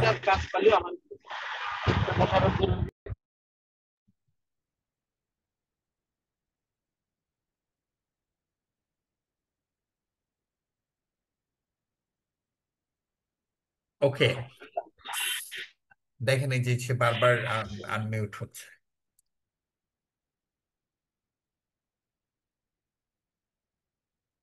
ওকে, সো এখন আম, এইখানে যেটা বলছে যে চেক রিপাবলিকের একটা কম্পিটিটর কোম্পানির বেটা বের করছে সে কত? 1.5। Competitors' capital gearing is 35% equity, 65% debt by book value, 60% equity and 40% debt by market value. Always আমরা কোন ভ্যালু বের করব, বুক ভ্যালু না market value? Market market value. Market value নিত। চেক কর্পোরেট ট্যাক্স রেট ইজ 30%। তাইলে let's analyze the current situation. What we have learned, we can use WSCC provided business rates, then capital mix, discounting rate, tax rate. So these basically are exactly same compared to the current term, তাই তো? Are exactly aligned to the current investment. However, if this differ, we need to basically mechanize this thing. So we need to find out the beta for the new business and so that it accounts for the business risk of the new business and new country. মানে এটা হইতে পারে new টেরিটরিতে হইতে পারে, new কান্ট্রিতে হইতে পারে। So what I am trying to say, current WSCC cannot be used, rather we need to find out the beta in order to adjust the business risk, এবং তারপরে আমরা WSCC ক্যালকুলেট করব নতুন ভাবে। So that's what does the theory says. Now how do we put into the practical context and perspective? This Shadel Brook is a perfect example for that. বুঝতে পেরেছেন? তাইলে এটা কিভাবে আমরা করতে পারি? আমাদের প্রথম যে কাজটা করতে হবে, কস্ট অফ ইকুইটি বের করতে হবে ইউজিং দা নিউ বেটা। সো সেই বেটাটাকে আমরা কিভাবে বের করব সেই প্রসেসটা আমরা এখানে দেখি।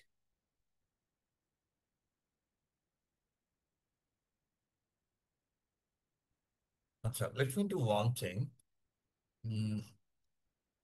আমার বেসিক্যালি এই ইনফরমেশন গুলা লাগবে, সো আমি এইটুকুই নিলাম।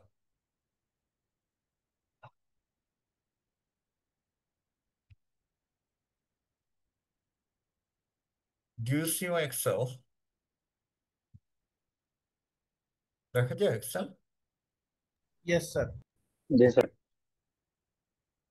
তাইলে let me just write it down. Shuttlebrook, it's a sorry, it's a UK company, তাই না? Yes sir. Yes. That company is going where? China, China. Czech Republic. Not Czech, Czech Republic. Czech Republic. So at least business risk has altered, তাই তো? So no use of current WSSC. Typo কি করবেন না, তাইলে আমরা এটার conclusion কি হলো? It's a British company is going to invest in Czech Republic, therefore business risk has altered significantly, therefore current WSCC cannot be used. এখন question আসতে পারে, বললেন আপনি কারেন্ট WSCC ইউজ করা যাবে না, তাইলে আমি চেক রিপাবলিকের ডিসকাউন্টিং ফ্যাক্টর কেমনে বের করব? কোশ্চেন আসবে না? Yes sir. এটা তাহলে আমাকে করে দেখায় দেন, সেই জিনিসটাই আমরা এখন সলভ করব। সো আপনাকে কস্ট অফ ইকুইটি বের করতে হবে আগে, cost of equity. Remember, what are the steps? Find out the similar listed company. আপনি সিমিলার লিস্টেড কোম্পানি খুঁজে বের করবেন।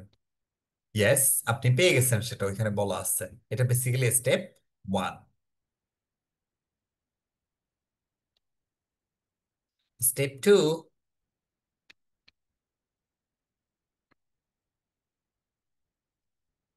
look at the beta factor.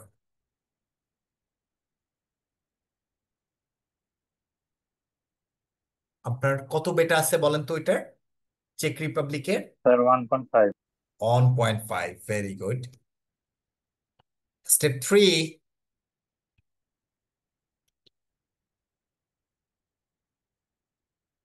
আনগিয়ার the beta. ওই বেটাটাকে আনগিয়ার করতে হবে। বেটা কয় রকম? দুই দুই রকম, রকম, গিয়ার্ড অ্যাসেট আনগিয়ার্ড। বেটা এরকম স্যার। আর ইকুইটি বেটা, মানে গিয়ার্ড আর ungeared. So equity beta into E divided by, let me put into the bracket, E divided by E plus D into 1 minus T is the formula. এই ফর্মুলাগুলা আমি কখনোই মুখস্থ রাখি না, যে কোনো সময়ে এটা আমি বলতে পারবো, কারণ কি? It's all about logic. Beta asset equals to beta equity into equity মানে হচ্ছে আপনার equity divided by E plus D. E মানে হচ্ছে ইকুইটি প্লাস ডেট মানে হচ্ছে ডেট ইনটু 1 মাইনাস টি। তার মানে দেখেন, ই ডিভাইডেড বাই ই মানে কি? ধরেন যদি কোনো কোম্পানিতে 70 টাকা হচ্ছে থাকে, 70 টাকা হচ্ছে ইকুইটি থাকে, আর ইকুইটি প্লাস ডেট মিলে 100 থাকে, তার মানে 70/100। তার মানে কি শুধুমাত্র ইকুইটির পোর্শনটা থাকতেছে না 70% এই ফর্মুলার থ্রুতে? ইয়েস তার মানে অ্যাসেট বেটার সাথে মানে ইকুইটি বেটার সাথে যখন এই ফর্মুলাটা ইউজ করতেছি, তার মানে আমরা ডেটের পোর্শনটাকে স্ট্রিপ আউট করে অনলি ইকুইটির পোর্শনটা, রিয়েল ইকুইটির পোর্শনটা এখানে রাখতেছি। ক্লিয়ার?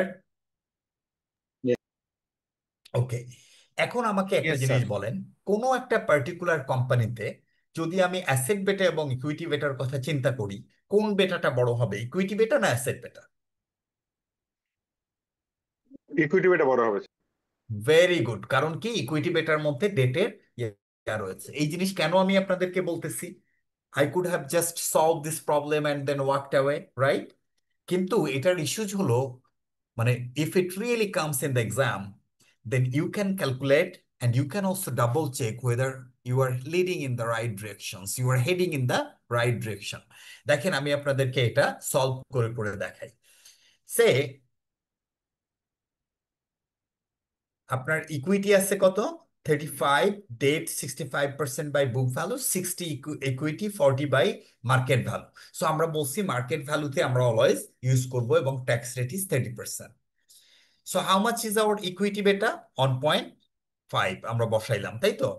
ইনটু ব্র্যাকেট, আমাদের ইকুইটি কত মার্কেট ভ্যালুতে? 60, তাই না?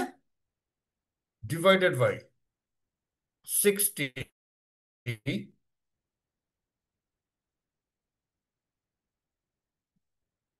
প্লাস 60 প্লাস কত? 40 হচ্ছে আমার ডেট, তাই না? জি স্যার। 40 টাইমস কত? 70% না? 30% যদি আমরা ইয়া করি, 70%। 70% হয়ে গেল না? 1.02। এখন দুইটাকে কম্পেয়ার করেন তো, যে আপনার ওই যে কম্পিটিটরের বেটা ছিল 1.5, আনগেয়ার বেটা হয়ে গেছে 1.02। So do you think it's logical?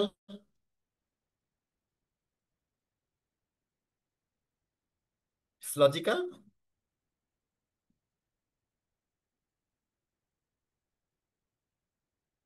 এই 1.5 এই বেটাটার নাম কি, অ্যাসেট বেটা না ইকুইটি বেটা? এটা কি বেটা?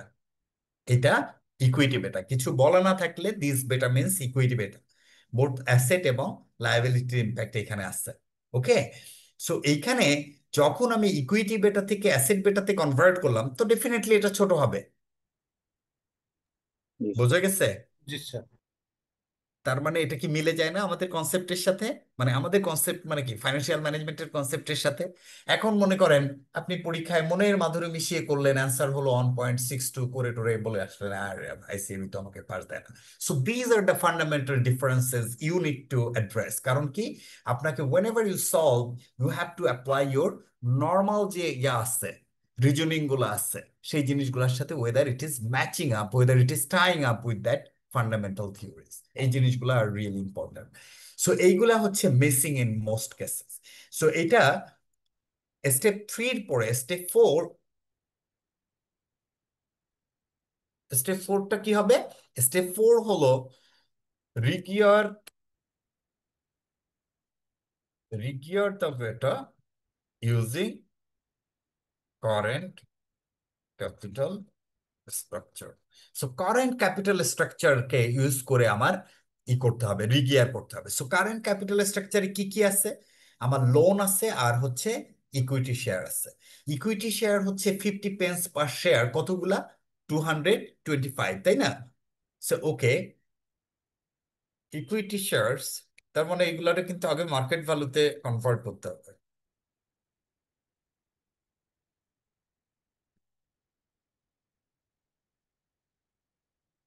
2 to 5।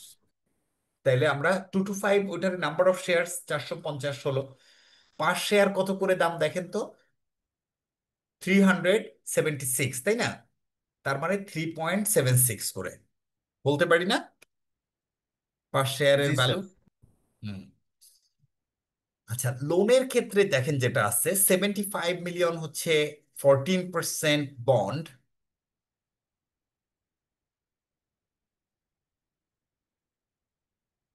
আচ্ছা হচ্ছে 75, কিন্তু তার দাম কত আছে? কারেন্ট মার্কেট প্রাইস হচ্ছে 119 টাকা 50 পয়সা, তাই না?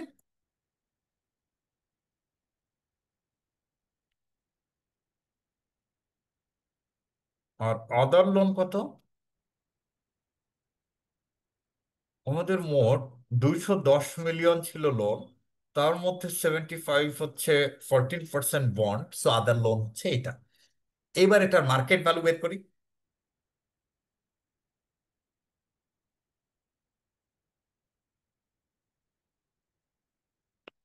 ওকে, এটার মার্কেট ভ্যালু হবে হচ্ছে এটা টাইমস দিস ডিভাইডেড বাই 100, সেটা।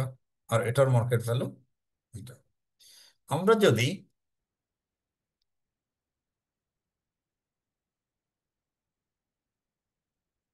224, এটা হচ্ছে আমার ডেট, এবার দুইটারে যোগ করি, এটা প্লাস হচ্ছে এটা, সো আমাদের এটা হলো total capital structure.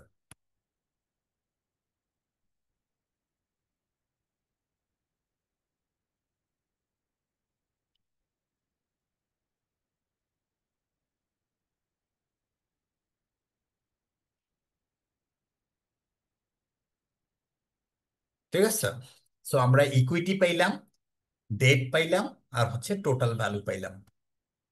R you guys okay with that, এই ক্যালকুলেশনে? ওকে জি নাকি স্যার। জি ওকে না? স্যার। ওকে, এইবার এই ক্যালকুলেশন থেকে আমার কি বের করতে হবে বলেন তো? আমার বের করতে হবে ইকুইটি এটা। সো আমরা যদি এটাকে ফর্মুলায় বসাই, 1.023 তাই তো, জি ইকুয়ালস স্যার। টু ইকুইটি বেটা আমরা হচ্ছে চাচ্ছি টাইমস ইকুইটি হলো কত, 1692 ডিভাইডেড বাই 1692 প্লাস ডি মানে হচ্ছে 224.625 ইন্টু পয়েন্ট। 1 - t। এইবার এই ফর্মুলা দিয়ে আমাকে বলেন যে কত হয় রেজাল্ট।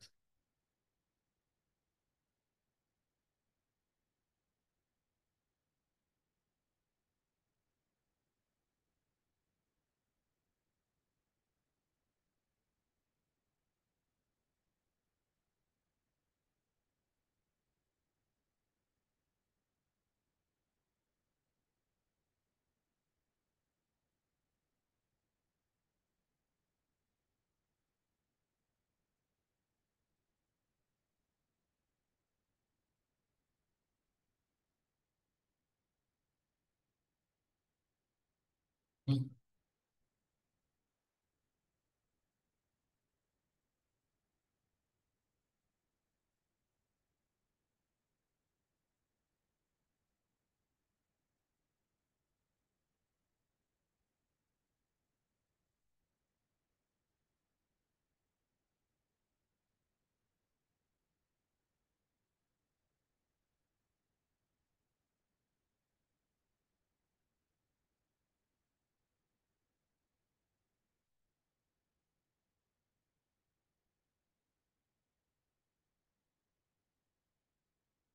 আপনারা দেখেন তো কত হয় এটা করলে।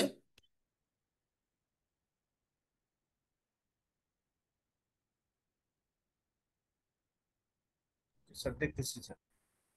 হুম,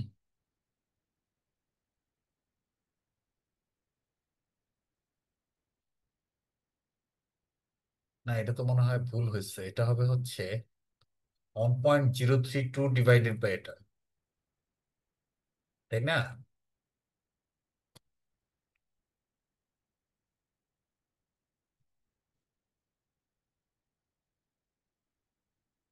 এবার ঠিক আছে, কারণ আমি তো যখন এটাকে নিলাম এটা ইকুয়ালস টু এটা, সো এটা এটা ডিভাইডেড বাই এটা।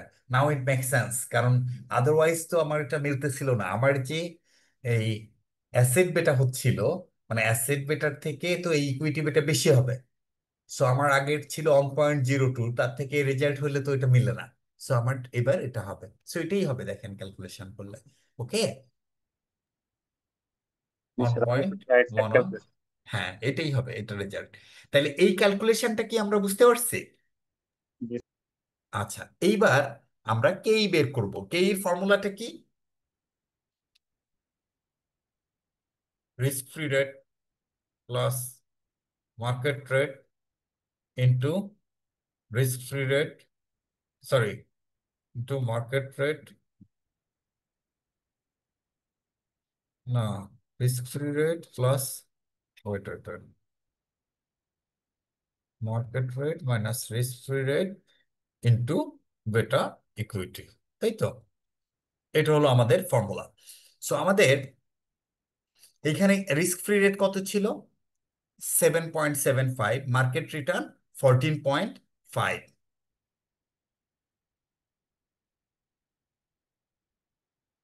7.75 plus 14.5 minus 7.75 ইন্টু বেটা কত হবে, এই যে এটা, তাহলে 15.29, whatever the result it is, so that is your K. Do you guys get me? Yes sir. Okay, তাইলে আমরা কেই কিন্তু বের করে ফেললাম। এবার আসেন, লেটস টক অন কেডি। কেডির কয়টা কম্পোনেন্ট আছে এখানে?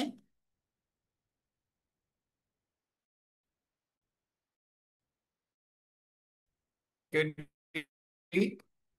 যদি আমরা এখানে দেখি, কেডির হচ্ছে দুইটা কম্পোনেন্ট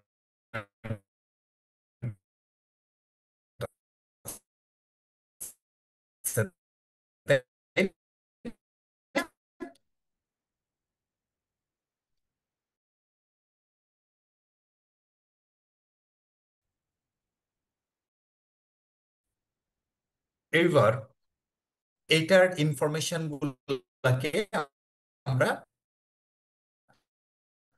করি।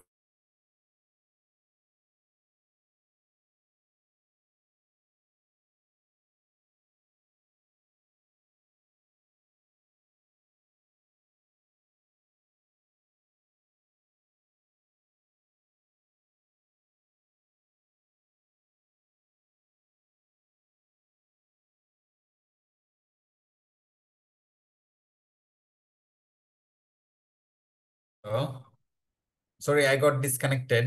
Can you hear me? Yes sir.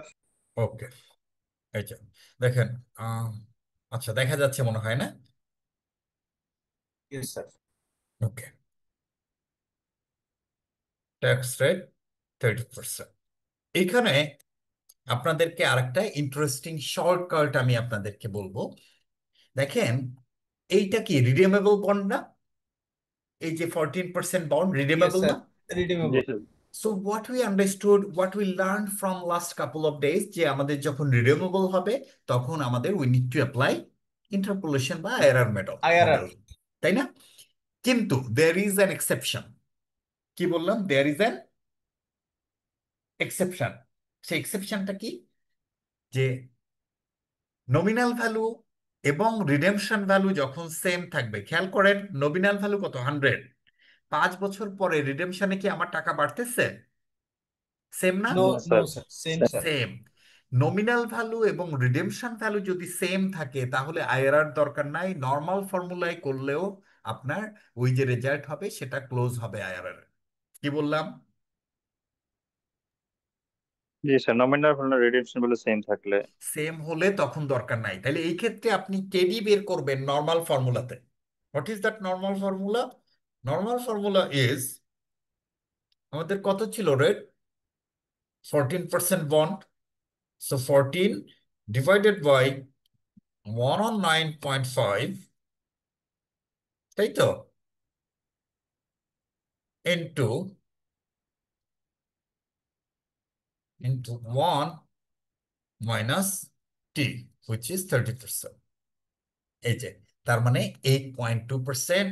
আপনি যদি এটার আইআরএফ করেনও এটা এরকম ক্লোজ 8.2%ই হবে, বা এটার কাছাকাছি হবে। তাহলে what did you understand? Redeemable যদি প্রেফার বন্ডও হয়, কিন্তু সেক্ষেত্রে নমিনাল ভ্যালু এবং রিডেমশন ভ্যালু সেম হলে আপনার সেক্ষেত্রে নর্মাল ফর্মুলা ইউজ করা যাবে। Is that clear? ইয়েস জি স্যার। স্যার। ওকে, এইবার আসেন, তাহলে কি আমাদের রিডেমশন ভ্যালু হয়ে গেল। আদার বন্ড কত আছে? আদার লোন, আদার লোন রয়েছে হচ্ছে 135। 135 মিলিয়ন। এইটার রেট কি বলেছে? Bank base rate +1। Plus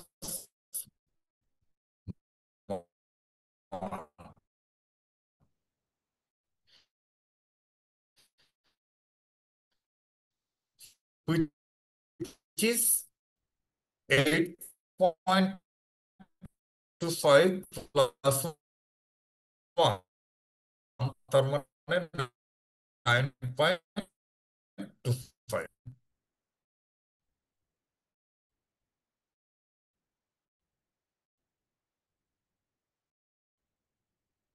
so আপনার 6.47, তাই না? আহ, তাহলে কি আমার সবগুলো কম্পোনেন্ট কষ্ট স্যার হয়ে গেল আমরা না? না এইবার sir.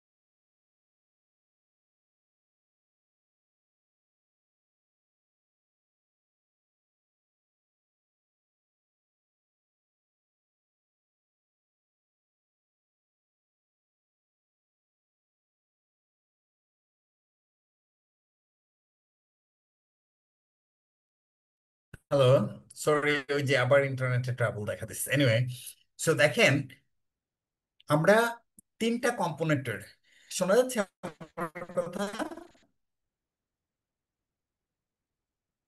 Hello, am I sir audible? এখন শোনা যাচ্ছে স্যার। জি, জি। সো আমরা যেটা দেখেন, আমরা কি সবগুলো কস্ট ক্যালকুলেট করে ফেলছি? সব কম্পোনেন্টের কখন ক্যালকুলেশন হয়ে গেল? আপনি এই যে এখানে দেখছেন মার্কেট ভ্যালুতে আছে সবগুলো কম্পোনেন্ট, এই মার্কেট ভ্যালুতে কম্পোনেন্ট গুলো আছে, আমরা এখানে ইউজ করে কি ডাব্লিউএসসি বের করতে পারবো না?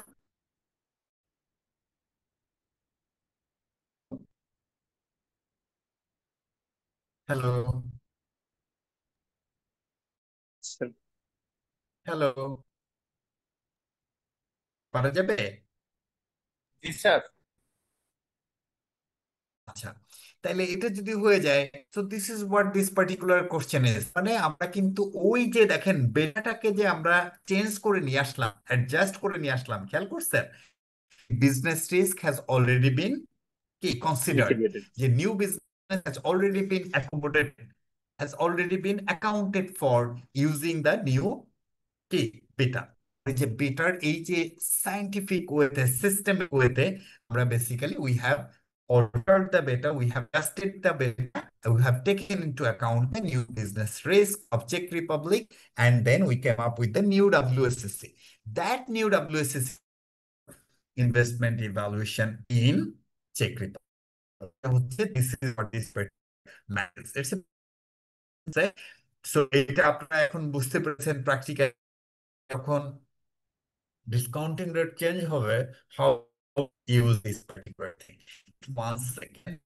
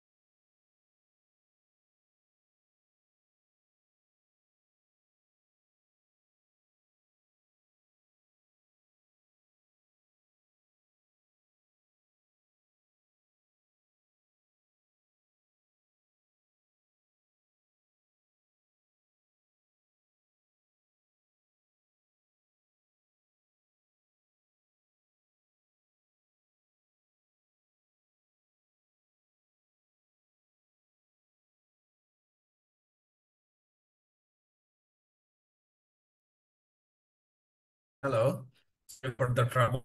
সো এনিওয়ে, দেখেন what is the requirement.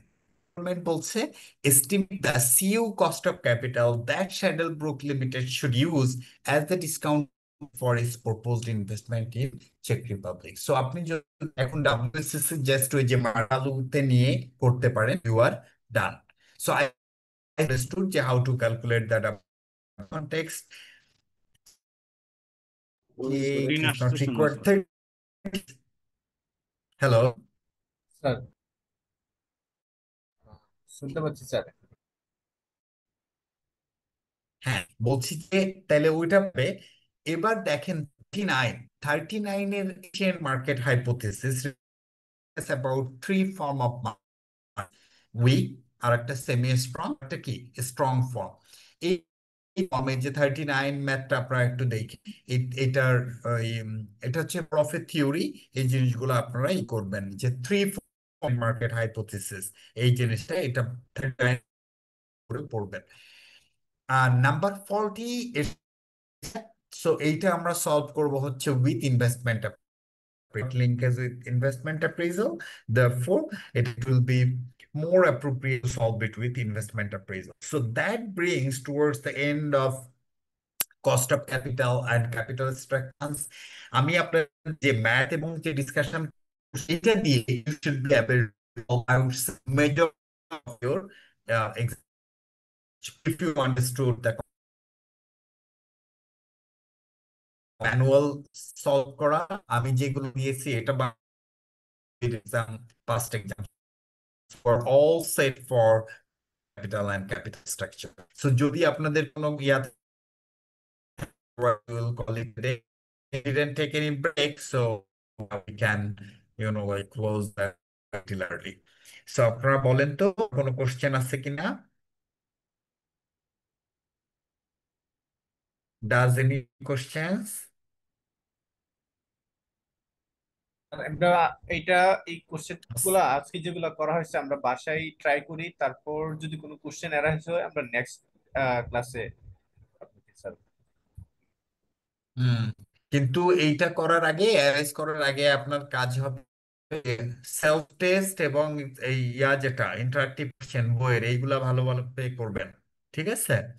R okay sir. Next ক্লাসে will be starting investment appraisal. হ্যাঁ, আমরা investment appraisal is a very important topic for the exam. এটা তো অলওয়েজ আসে, সো এটা নেক্সট ক্লাসে আমরা ওইটা শুরু করি আর কি। Okay sir.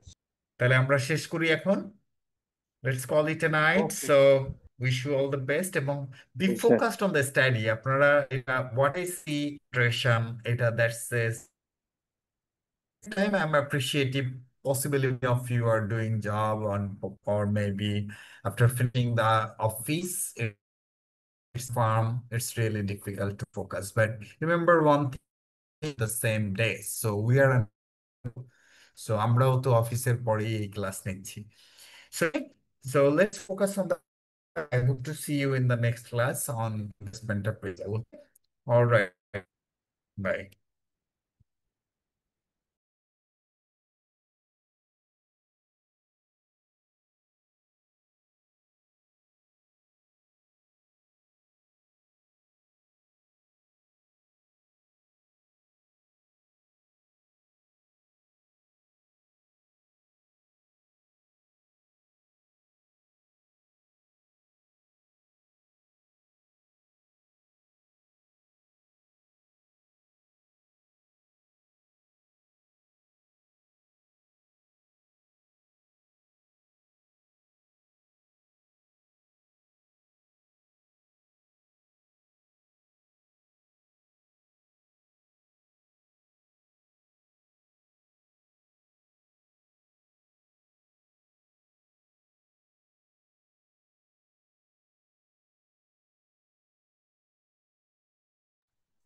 মামুন ভাই,